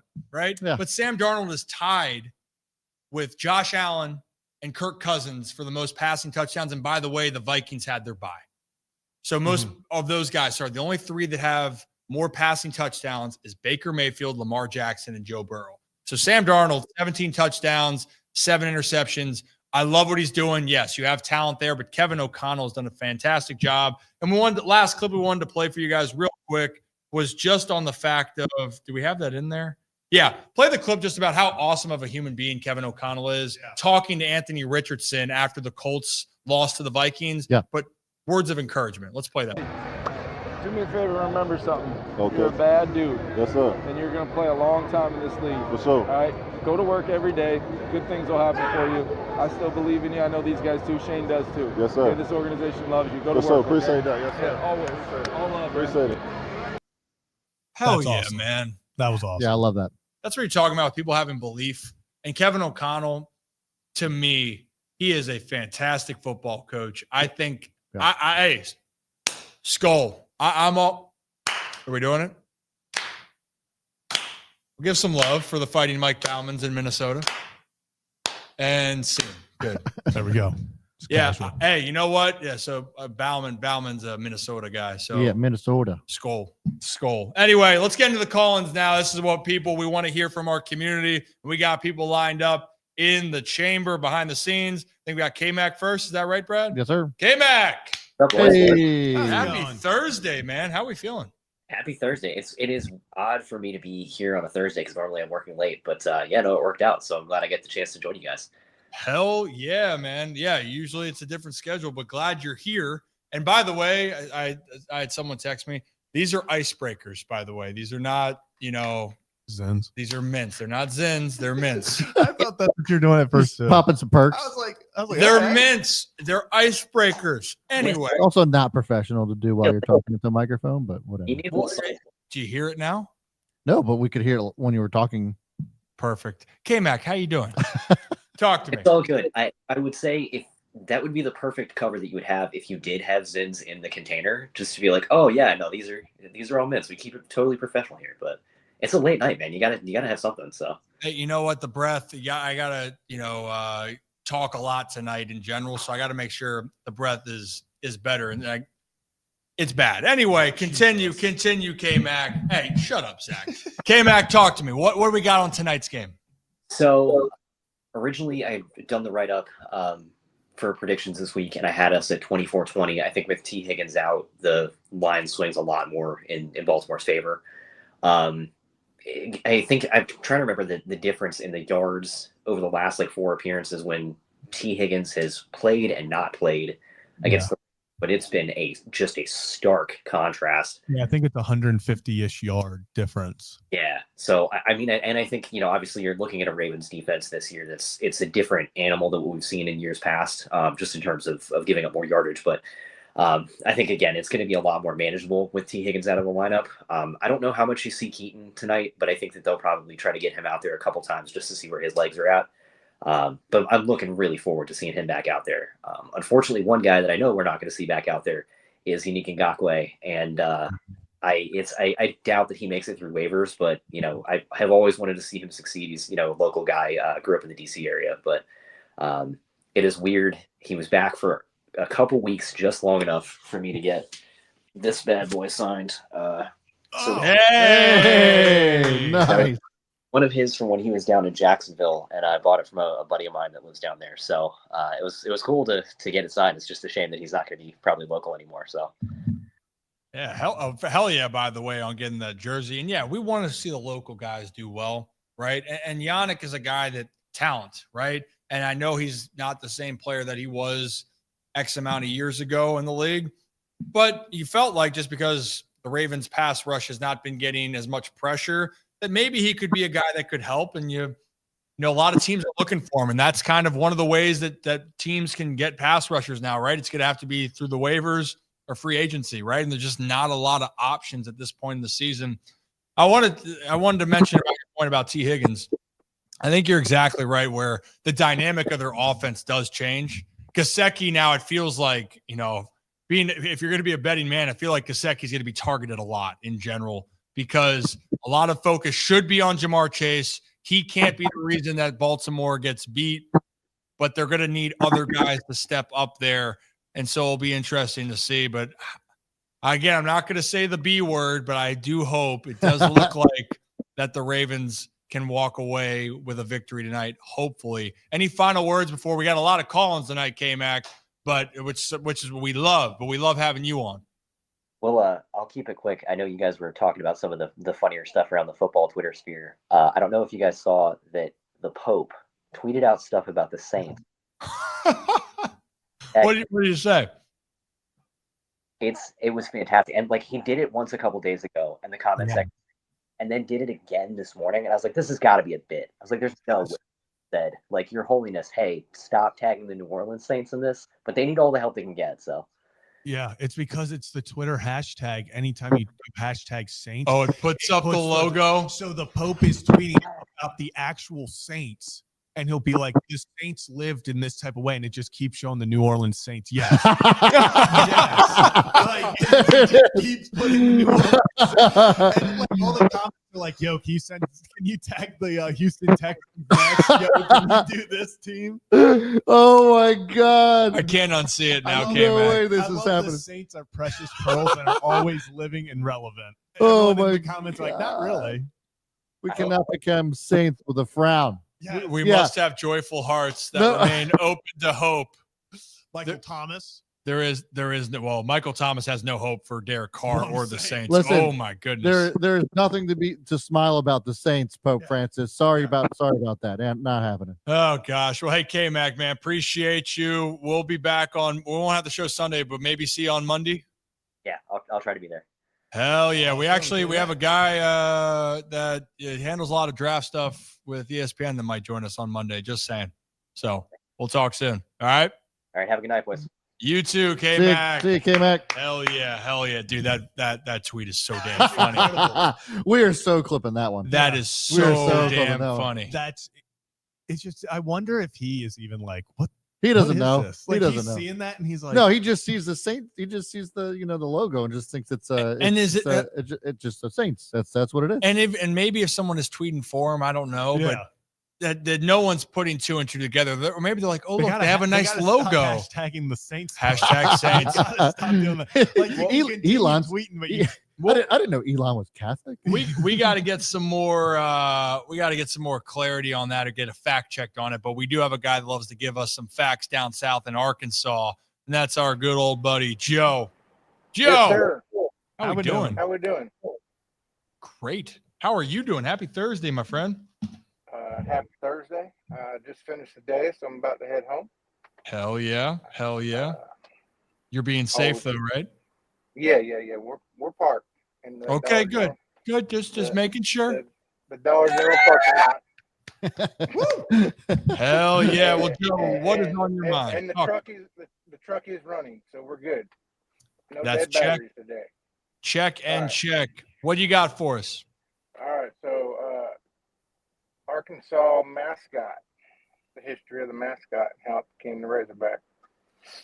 So the Arkansas mascot became popular in 1909 after football coach Hugo Bezdek described his team in a win over LSU as a wild band of Razorback hogs. And in 1919, the student body voted to change the mascot from the Cardinal to the Razorback. The tradition of the live mascot dates back to 1960, and I believe we are on Tusk number 6 on the sideline at football games. Oh, hell yeah. And if you want to pull up the picture in Discord, I put a picture in the banter of the generations of the hog? Of the hog, the logo. I got it. I'm pulling it up. So, man, you couldn't call the Hogs back then. It was signal the Cardinals. You know what? Sing to what would it be there? Maybe it would just be called the Cardinals. Yeah. It might be. I mean, it makes sense. I mean, there's a lot of Cardinal fans here, so. Well, there you go. Yeah, look at those Hogs evolve. I'll tell you what, the 1930s one is terrifying. They should bring that one back. Yeah, they just. So, that second version there, they just put back on the basketball court as the slobber hog. Excuse So me? it's in the middle of the bud walking court. What? I'm sorry, it's called the slobber hog? Somebody's hawk to it. Slobber hog. That is what it's called. Oh. Second one from the 1930s. It's on the court. Wait, the 1930s one is on the court? Yes. No. Not wait, the one that's all black or the one that's terrible. No, the one, the terrifying one, the one next to it. That's on the court? It's Joe. on center court. Yes. Joe. For the first time that's nightmare fuel. 1993, I think, is the last time it was on the court. And in 94, they won the Natty. So hopefully we win the just insert the hawk to a joke. Oh, goodness Slobber gracious. hawk. Oh, Joe. Hey, Joe, 'cause we got a lot of people, but before we let you go, what do we got tonight with the Ravens? 34-17 Ravens. Hey, there it is. Yeah, there it is from last night. They beat Lipscomb, I think it was 76. This is from the 90s. I was going to say. No, it's not from last night, but hey, the Hogs got the win. The Slobber Hogs got the W. That is what it looks like now. Okay. And they did play last night. Coach Hey. Cal is 1-0. Hey, I did tell James McCann last night, woo, Pig Suey off air, man. I said, there's a super fan down here. He doesn't like LSU either. And I said, would you come back to Baltimore? He said, no comment yet. So, well, you'll be one of the first to know if he comes back. Okay, Joe? Yes, sir. That was pretty cool last night, man. That was dope. Yeah, he just happened to be there. James McCann, man. There you go. Son of a gun. Hey, go Birds, go Ravens, Joe, and see you on Monday? Absolutely. Hell yeah, man. Nick's going to take our time, so we won't get call-ins because he's going to take the whole segment. Not a team player, Nick Moore. You're right. Not a team player, but you're a team player, Joe. We love you, man. Thanks, we'll talk Joe. to you soon, all right? Later, see you, guys. Joe. Love Joe, man. Yeah. But you know what? Nick Moore, vote for him for the Pro Bowl, but not team player on the Ryan Ripken show. Yeah, correct. Let's keep moving on. Who we got next? We got Stack. Yeah. Stack making his show debut. How we doing? Hey, great, guys. First time, long time. I know. I feel bad we don't have Kevin on for it to go through the Rolodex of all the names that you call him. I need to start documenting that. Or, honestly, I've started to go to some of those like Scrabble websites or whatnot and look up the fancy OE words and stuff like that I can start to use on it. Yeah, I feel like AI would be good for something like this. Oh, no doubt. Yeah. By the way, Stack, you got like a legit setup there, man. It looks like it. I'm just on my computer. Yeah. Well, it looks clear. It looks good. You got some lighting back there. Yeah. The beard looks good too. You know, you look good. We got. Look, I'm just gonna say it. It's better than Joe's. Oh, don't hurt Joe. Don't hurt Joe like that. It is an awesome beard, Stack. Look, Joe Freely, he's conceding already. So he's got. There you go. Yeah, he gets it. Well, Stack, talk to us. What's up? What are you feeling? What's on your mind? So I'm curious what you guys think about, if you have any concerns or whatnot about Keaton Mitchell playing and how he's going to could kind of throw off the harmony or whatnot with Derrick Henry and Justice. That's kind of that's the concern I've had. Yeah, I mean it's interesting. I swear, Stack. By the way, Kevin, if you just say his name, he's always Kevin Organic Produce Farmer at your service. God, dude, I swear, Joe, I hear something rustle in the middle of the night, and I'm pretty sure I see an outline of Kevin. Oh yeah, I swear. That's just a whole different subject. But for Keaton Mitchell, Zach, we talked about this before. I think it's amazing. I'm excited to see him. I don't expect to see a lot of him. I honestly, he's going to be very limited. I think he's going to be on a snap count. I think that there's no reason that you're going to take Derrick Henry off the field unless it makes sense for some breathing reps. And Justice Hill, too, like he's established himself as being a really solid number 2 guy. They awarded him with the extension. Does a lot of things right. I just think that's too much pressure to put on Keaton in game 1 coming off a really brutal knee injury. Yeah, I couldn't agree more. I think we see kind of Keaton Mitchell. I think we see him on kick return. I think they might do that. But really besides that, maybe we see him for a snap or 2. Just kind of get his legs. I think tonight is going to be very much a get your first hits in. Yeah, short leash. Short go leash one or 2, maybe. And I'm going to say even maybe 1 or 2 handoffs. I'm not sure if we even see that. Yeah. I think tonight is solely to, hey, we are going to knock the rust off. You're going to get hit. You're going to get the feeling again of, okay, because Nick talked about it. He said that first game, it's all about getting your confidence back. Get his confidence back. Then, boom, you got the short kind of bye week, the fake bye week because of the Thursday to Sunday. And then you can get kind of really start seeing how they want to use it. Yeah, I think if the B word happens, if they blow them out. Don't say it. Just say the B word. Just say the B word. Don't say the actual word. Fourth quarter could see a lot of Keaton Mitchell. Love it. By the way, not a home game until December after tonight. Really? Yeah. Well, it is November. I know. I'm just saying. Well, they go to Pittsburgh next, so that's important. But yeah, I'm excited that Keaton's getting back. Last thing we'll let you answer one more thought here, Stack.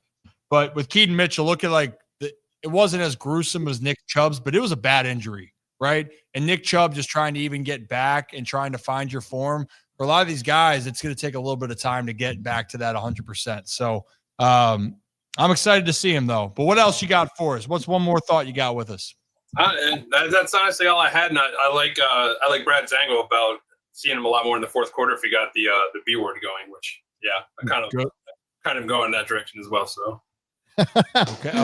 Hey, you know what? We're all hoping. We just can't say it. Brad feels fine saying it. I don't feel comfortable saying it. I don't like. That's because I'm not stitious at all. Really? I'm very.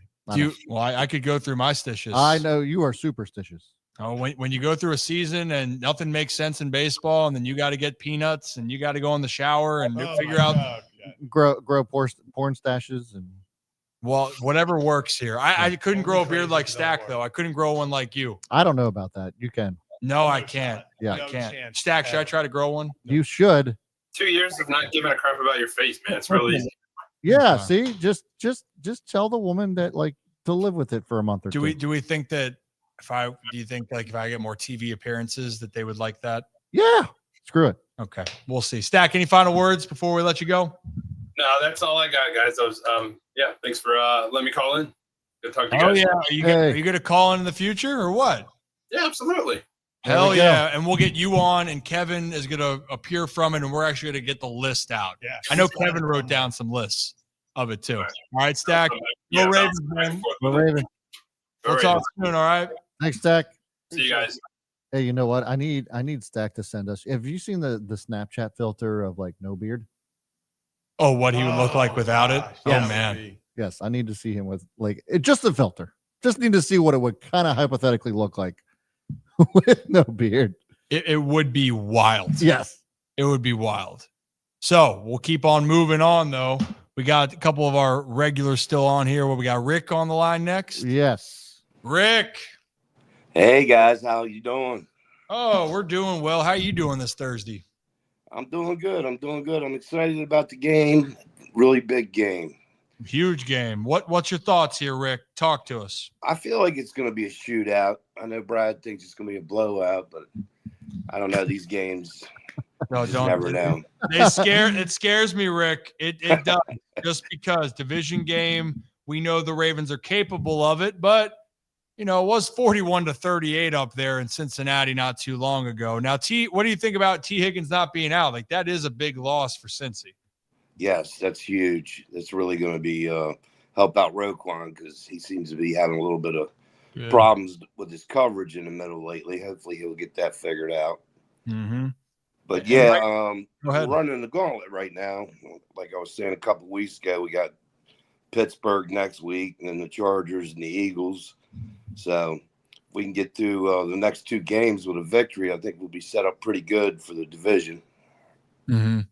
Yeah, I mean, that was the one point I was making, Rick, if you're listening. I mean, it's crazy to think the Ravens lose tonight. They're 1-2 in the division. Yeah. That's a big deal when you're looking at that. Baltimore still has to play Pittsburgh twice. Cincinnati with a win moves a game behind Baltimore. There's a lot on the line for both this, but if the Ravens win, they're 3 up on Cincy. They're 2-1 in the division. And all of a sudden you go and go to play Pittsburgh and you can win both those games and get to 4-1. You don't want it to come down to any type of game with Cleveland, even though I think that they're going to bounce back against Cleveland, obviously. I think there is more pressure on the Bengals to win this game than there is the Ravens. Not that the Ravens, if you had to pick a team that was under more pressure, because if Bengals lose this game, very strong likelihood they don't make the playoffs. Very strong likelihood. Well, I'll tell you what, though, it's just the AFC is so, it really is. I mean, when you're looking at it right now, right, they haven't played the Steelers yet. But I do think that they could split with them. I do think I could see that. But then that's another loss. So, I'm just saying, 9-8, I think is going to get a team in. 8-9 very well could. Outside of it, look at the rest of the AFC East. The only team that's locked in is the Bills, right? Dolphins aren't good. What we got? After the Ravens game, Bengals, Chargers, Pittsburgh, Dallas, they'll get that dub. But this very easily could lose 3 games in a row. They could, because Chargers defense is actually solid. They're a good team. The Jim Harbaughs know how to coach some football. Right. I'll tell you. You might not like always what John does. That family coaching tree is good. Jim's a winner. Yeah. But in the AFC, and Rick will get you one last point then. But right now, just for people to know, Buffalo's 7-2. Pittsburgh and Baltimore have 6 wins, 6-2 and 6-3. Houston 6-3. Kansas City's 8-0. The other teams, the Chargers are 5-3. Then the Colts 4-5, Cincy 4-5, and every other team then in the AFC is 3-6 or worse. So 8-9 could get the Bengals in, which is crazy to think. But I digress. I just it's gross. Right now the over and under is at 52.5. Ravens are favored by 5.5. Which is the second highest of the season. Oh, we're gonna Of, find out. Football. There you go. Highest, Sorry. for Go ahead. highest for outdoor game. I'd throw that in there. The It's other a one big- was in Detroit. Well, it's a beautiful day. I'll tell you that for Beautiful. sure. BEA beautiful. Rick, what else we got for you before we let you go? Oh, that's about it. I just want to say go Steelers. And I don't say that very often, but if we win tonight and the Steelers not Steelers. What am I talking about? Go Commanders. Yeah. We win tonight and the Heel. Commanders take. This is the biggest pat in the back. What are we doing? Yeah, where are we going? Like, I don't know, man. I ain't even drinking yet. Rick, I was trying to follow it for a second of going like, oh yeah, because the Steelers could help us win, but they're playing the Commanders. And I'm like, what the hell is Rick cooking up there in Aberdeen, man? I don't know. I haven't even had a beer yet. So, but not yet. Well, you know what? Yeah. That's it. You got. Now That's you guys shotgun too while you're at it. maybe that's the problem. That is the problem, Rick. We fixed it for you. But hey, as always, Rick, appreciate your insight. Always love when you come on here, and hopefully we're talking on Monday with a Ravens victory and everyone's feeling good. We're trying to figure out something tomorrow, but in the cards, we'll figure it out. Yeah, just to wrap it up, what I meant to say is go Commanders. If we win tonight and the Commanders win Sunday, we'll be sitting in first place in our division. So boom, baby. There you go. Here we go. We love it, Rick. Love it. Appreciate you, man. Go enjoy the game, and we'll talk soon, all right? All right, real fast before we get to our last guest, wanted to say that injury report is officially out. BJ Hill, defensive tackle, is expected to play, but Orlando Brown Jr. is out. Ooh. So that means that he and Trent Brown, we now have backup Cody Ford at probably left tackle, and then you have Armarius Mims at the rookie from Georgia at right tackle. Ravens, you get the one-on-one shots. Get home. You have to win these opportunities. This is where the defense, you pass rush, you want to go play, you want to go prove you can help win games. Here's an opportunity. Yep. Matabike is getting double teamed on the inside almost every play, time, which means they're getting one-on-one shots. Yeah. This is a big opportunity. Get Joe uncomfortable, and above all, put 7 guys on Jamar Chase tonight. Yeah. Yep. Just do that. I already tweeted out the picture, but remember what they did with Devontae Adams when against Green Bay, where they literally had someone pressing him, and then 10 yards back they had another guy playing off. Do it with Chase. Don't let him beat you. Maybe even add a third if you want. Adam, do it. Yeah, because there's nobody else to throw to other than Gesicki. And he is, and Mike and Andy I'm going to pronounce it Osivas. It's the other wide receiver. Yosivas. Yoshi. Is Jermaine Burton active tonight? I'm not sure. Let me check. Well, Jermaine Burton is in the That's young, for talented different. player, but he's been going through some things as well. But the tight end, they're going to be hurting a little bit right now. And Chase Brown has been running the ball. Had a great game against the Raiders, but the Ravens, obviously number 1 rush defense in the league. Yeah. They are looking to do their damage through the air. We got our next guest, though, and he's fire me fired up from across the pond. Electric. Across the pond. He's already ready because it's already nighttime down there. Everyone, get up. Get up, everybody. Get up, everybody. He is ready to go. It's our friend, British Raven. There he is. Yes. How's it going, guys? You're good? Are you good? Are we good? Are we fired up, Nick? Ooh, I still feel a little bit sick. Uh-oh. However, can somebody come on this stream and say anything good about the Pittsburgh Steelers? I know Rick's probably taking like 3 shots now, being like, damn it, that's not what I meant. That's not what I meant. He had it lined up perfectly. And I could tell it all of us, we were shocked. We love you, Rick. We love you, Rick. We knew what you meant, but you did scare the hell out of Nick over there. Yeah. And there he is. Hey, Nick, talk to us, man. You are ready and rocked and ready to roll here for Thursday night. Talk to us about this. What are you feeling? Always ready for AFC North football. Damn right. You know, Oh, yeah. we can always say what we want to see from an AFC North game. High scoring, never going to happen. Never in a million years.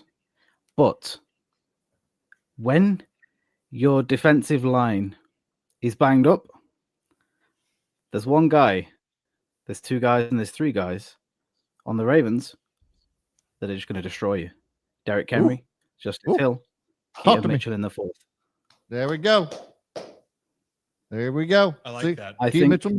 That's what I'm saying. I think the Ravens will be clear by the fourth quarter to freely play Keaton Mitchell.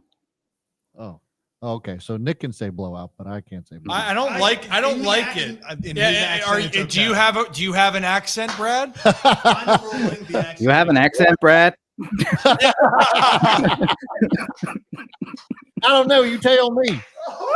I don't know, man. But I'll tell you what, I'll get my head down and I'll play this game. Oh my God, that's hilarious. Nick, Bro, Nick, you make the show every time you come on. Nick, I swear to God. I fucking love you, man. I love it so much. So obviously I'm with you though. The defense is been banged up for Cincy. They've underperformed on top of that already. This feels like it's got to be a big Derrick Henry game. It feels like this offense should be able to do what it wants. But on the other side here, I think with the Bengals and Joe Burrow, and he got injured here last year. He is missing T. Higgins. I don't think they're going to go down without a fight. But, which Ravens team are we going to see? Is it in prime time against Buffalo here?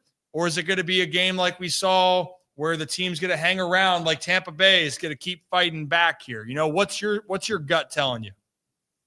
My gut honestly tells me that we're going to see the good Ravens team, but the Bengals aren't going to go down without a fight. Mm-hmm. So it's going to be on the secondary to actually show up. Now, what the Ravens have done a lot in recent weeks is pushing the linebackers a little bit too close to the line of scrimmage, which makes the middle linebacker do something that they're not comfortable with, and that's drop back further. Linebackers want to go down and they want to hit. But at the moment, they're having to track back and catch a ball over their head. That's not what they want to do. So what the Ravens need to do is diversify their blitz schemes on the line and let the linebackers play. I like that. And then we'll see Roquan come back. Yeah. I will say this. You want to talk about some stats in prime time? The Ravens are 20-3 since John Harbaugh took over in 2008. 20-3 at home in prime time. I love that. That makes me happy. Rocking.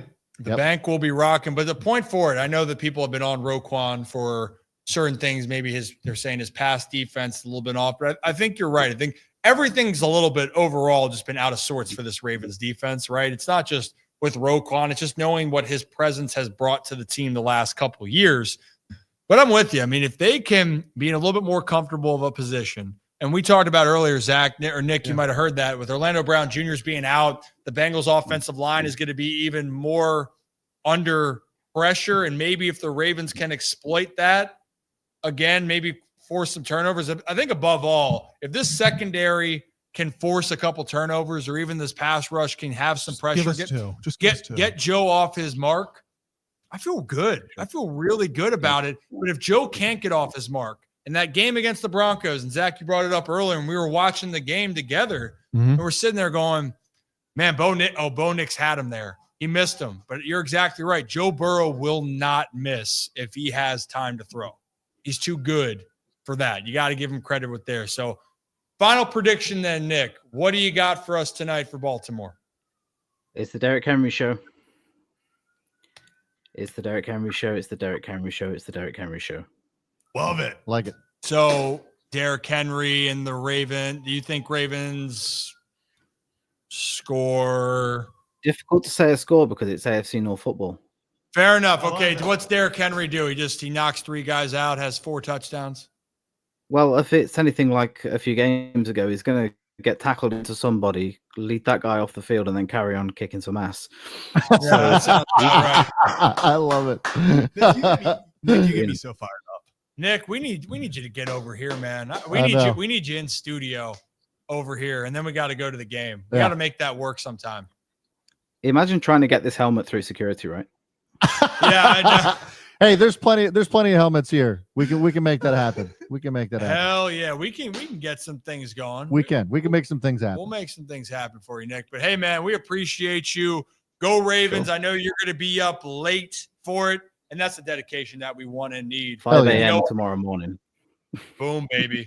Damn. But who's counting? What time is it right now? Like 10:45? It's 10:45 right now. So 10:45. Damn.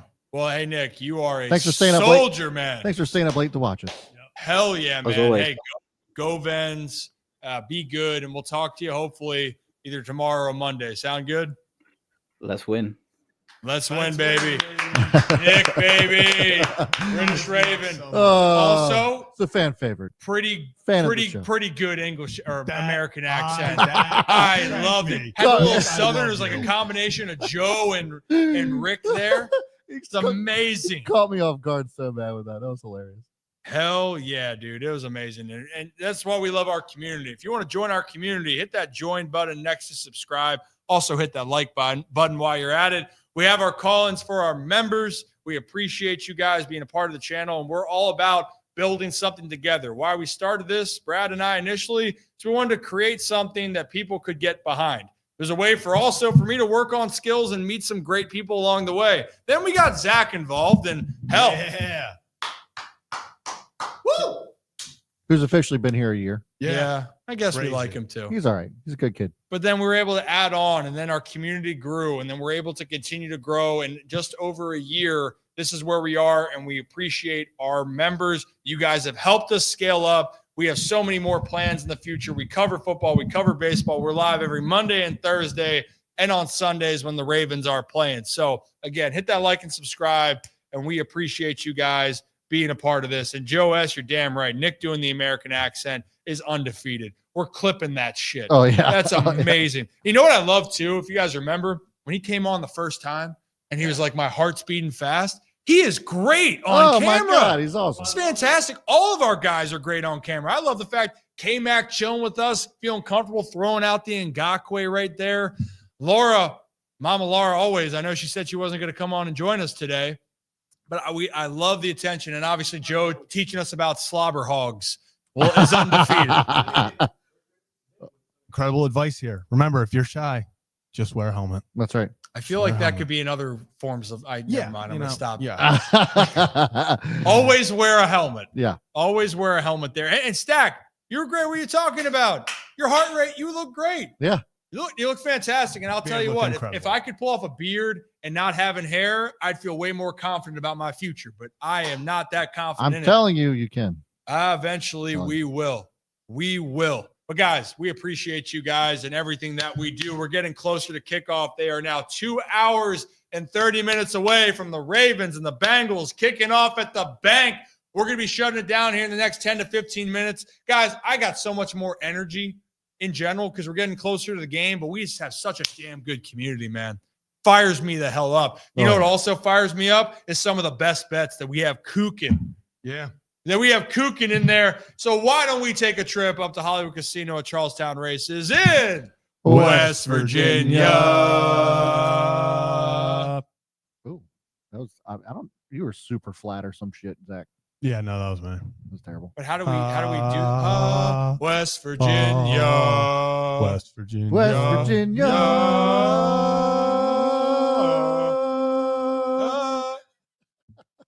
Well, it happened. Mountain Mama. They love that over in Europe, apparently. They do. How about that? Country Road. All right.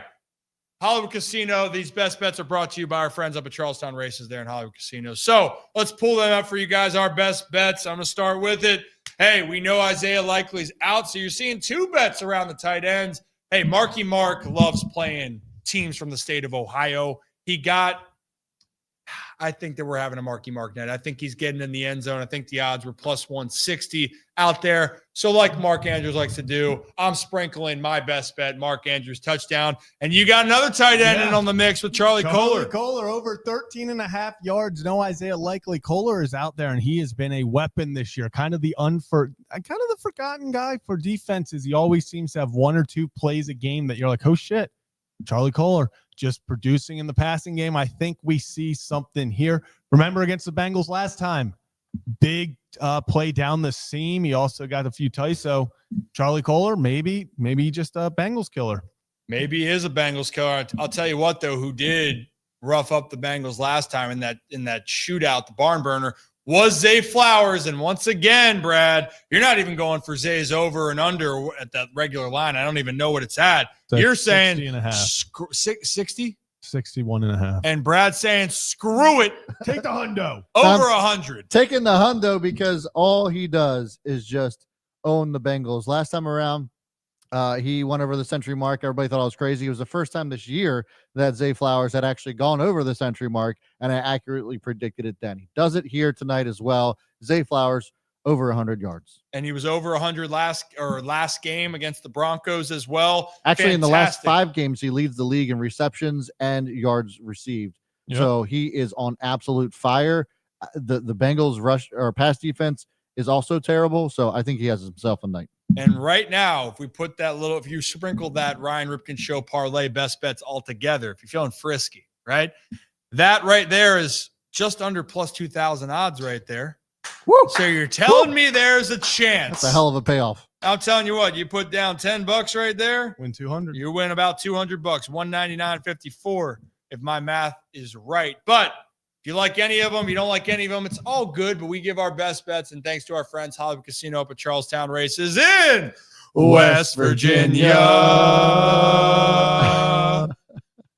We're getting better at this. Hey, We're getting better. I have let's get rid of this. I have a flashback Zach moment. Speaking of Throwback Thursday, Uh-oh. and it's at Ryan's expense. Oh, I think I know what this Oh, is. no. We did. I said I wanted to bring back throwback moments. I don't know if I wanted it at my expense. Yeah, in honor of Zach's semi sort of 1 year anniversary. We're gonna Oh, throw I this know up. where you're going. This is where Zach and I became best friends. Well, no That Tannehill. doesn't do anything for me. Oh, okay. So you think Will Levis is the Well, yeah, because I mean, what has Tannehill actually? Yeah, like that. Okay, timeout. This year. This year, that's what I'm talking about. This They, year, they did beat the Bengals at home. well, that wasn't because of Ryan Tannehill. He was 20-24, I think, that game. He's or very that was the good. Chargers game. One of the tomato. He's very good at Managing the game. managing. I think you. How do you can have get more? D Hop has got nothing thrown to him. Yeah. Well, that's also the scheme of their offense, too, by the way. It's if they could have a choice, run the ball 108 times or pass 108, they're going to run the ball 108 And why times. is that, Ryan? Because they have Ryan Tannehill. No, I was about to say Derrick Henry. Wow, that's good for you guys. That's a great clip, right there. That is good. That's like, are you guys becoming best friends? Hey, are we finishing each other's sentences? You guys are so full of shit. Titans win this game. Hey, that was a good memory right there. Really good timing right there on that. Humble beginnings? Humble beginnings. And honestly, this is why when you guys are able to help us increase the channel, like this is the crazy thing. Like stop traffic in a year. Yeah. In 1 year. Yep. We were This just is- sitting on couches in the middle of the We studio. had a couch in the middle of this damn thing. We were sitting We literally. just had a couch in the middle of here. That couch is now gone. It's in the back room, still here. No, that big couch is gone. Yeah, the blue chase is still here. And we've added a bar, we've added the high tops, got the pool table in here. I mean, Yep. it's Come a long way. Come a long way, man. And it's been fun. And Zach looked like he went through puberty as well, too. With the beard is so different. It's so crazy. He went from like, right now I'm a man to before he's like, I'm a real boy. And like It is so funny looking back at those, and I'm like, wow. It's like just a year makes such a difference. I know. It's crazy. And you know what? Maybe in this case, we want to try to add to the show each week. We want to have like some more real life or real shit conversations. Not that we like to get too deep on things, but we want to have throwback moments. Yeah. But it's perspective too, right? And I think it's a good reminder for everyone out there, what can happen in a year? What can happen in a month, 2 months, whatever it may be. Shit takes time. It doesn't happen overnight. But if you keep showing up each day, you keep putting in the effort, you keep putting in the work. We've had days, each of us, where we've had conversations where we go, damn, today just freaking sucks. Yeah. Mm-hmm. And we just feel like we just got punched in the face. But we keep going through it.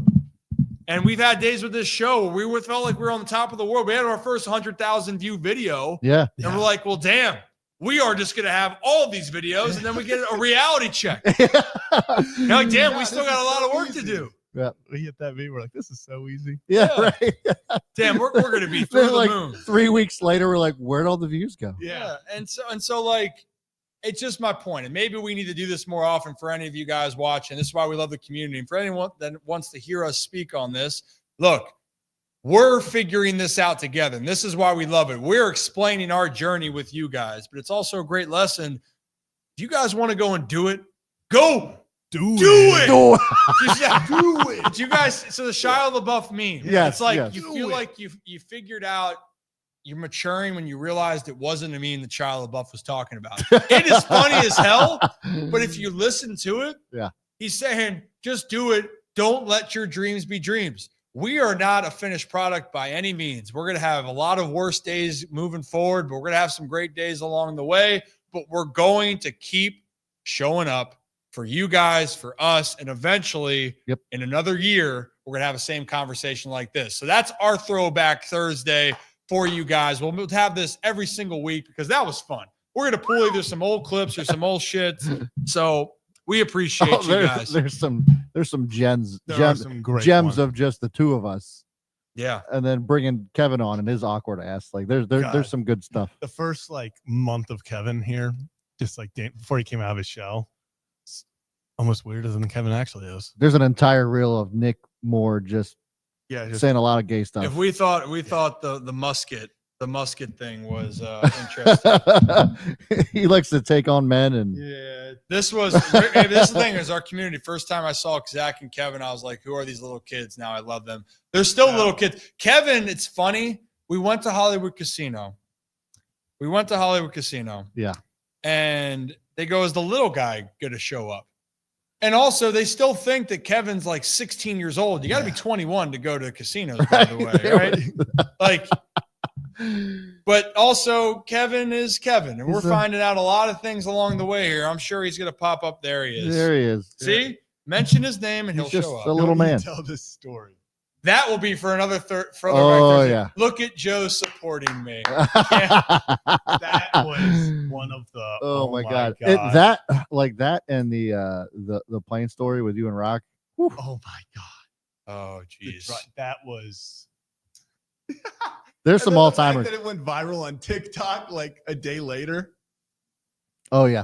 There's this dead period between the Super Bowl and when baseball starts, and like all the good shit happens that nobody watches in that period. Oh yeah. This is like our it's like the witching hour. Yeah. You know, this is for us where we'll go back and there are some moments here. I'm gonna need some Deep Eddy or tequila or all the above here. Yeah. And shout out Deep Eddy, by the way. We didn't have a chance to make our crushes because we're being responsible. We're gonna drive over to the game. But before we get out of here, right?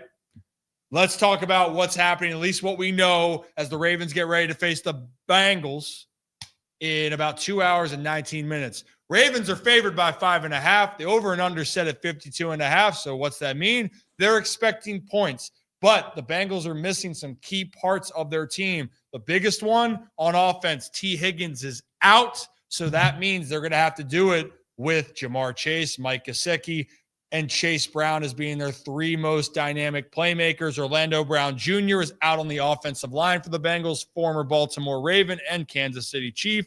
So can the Ravens get Joe Burrow off of his spot?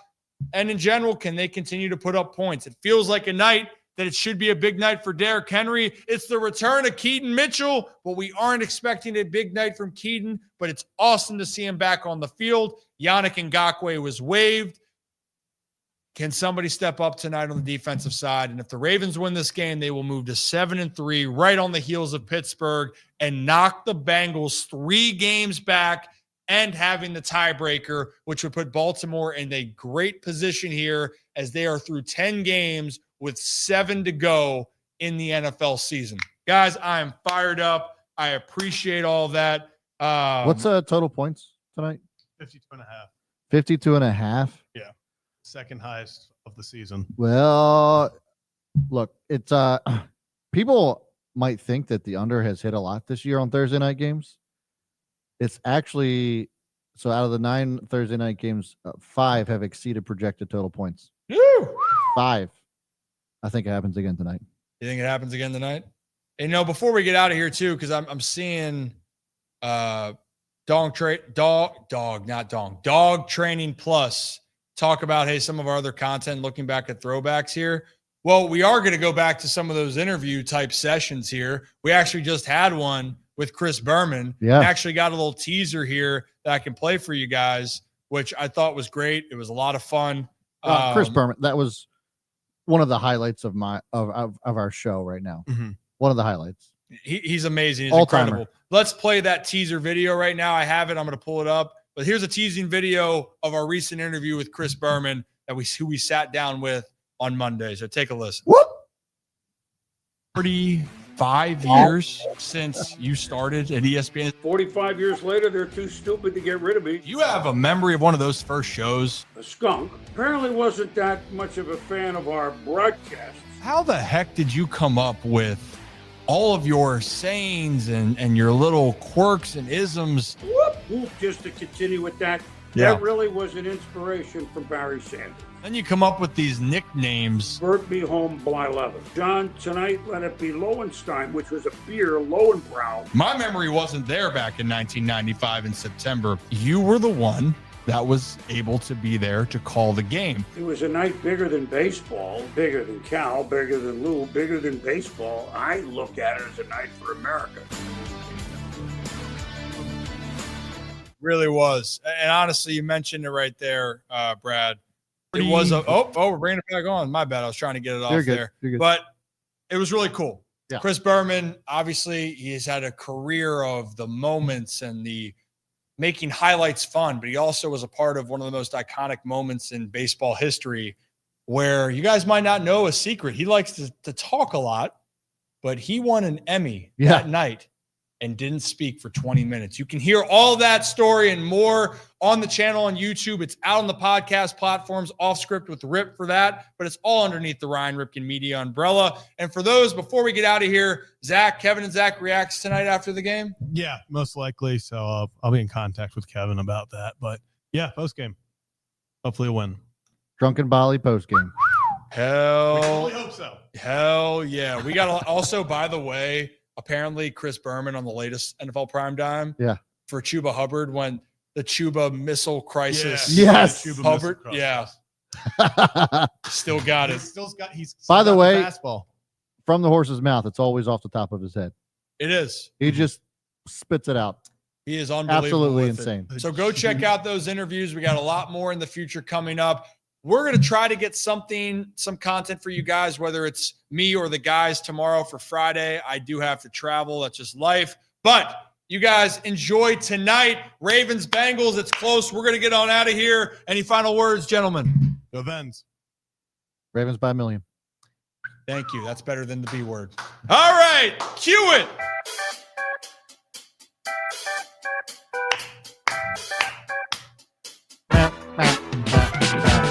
As always here at the Ryan Ripken Show, love the music. Yeah, make it a little bit louder here.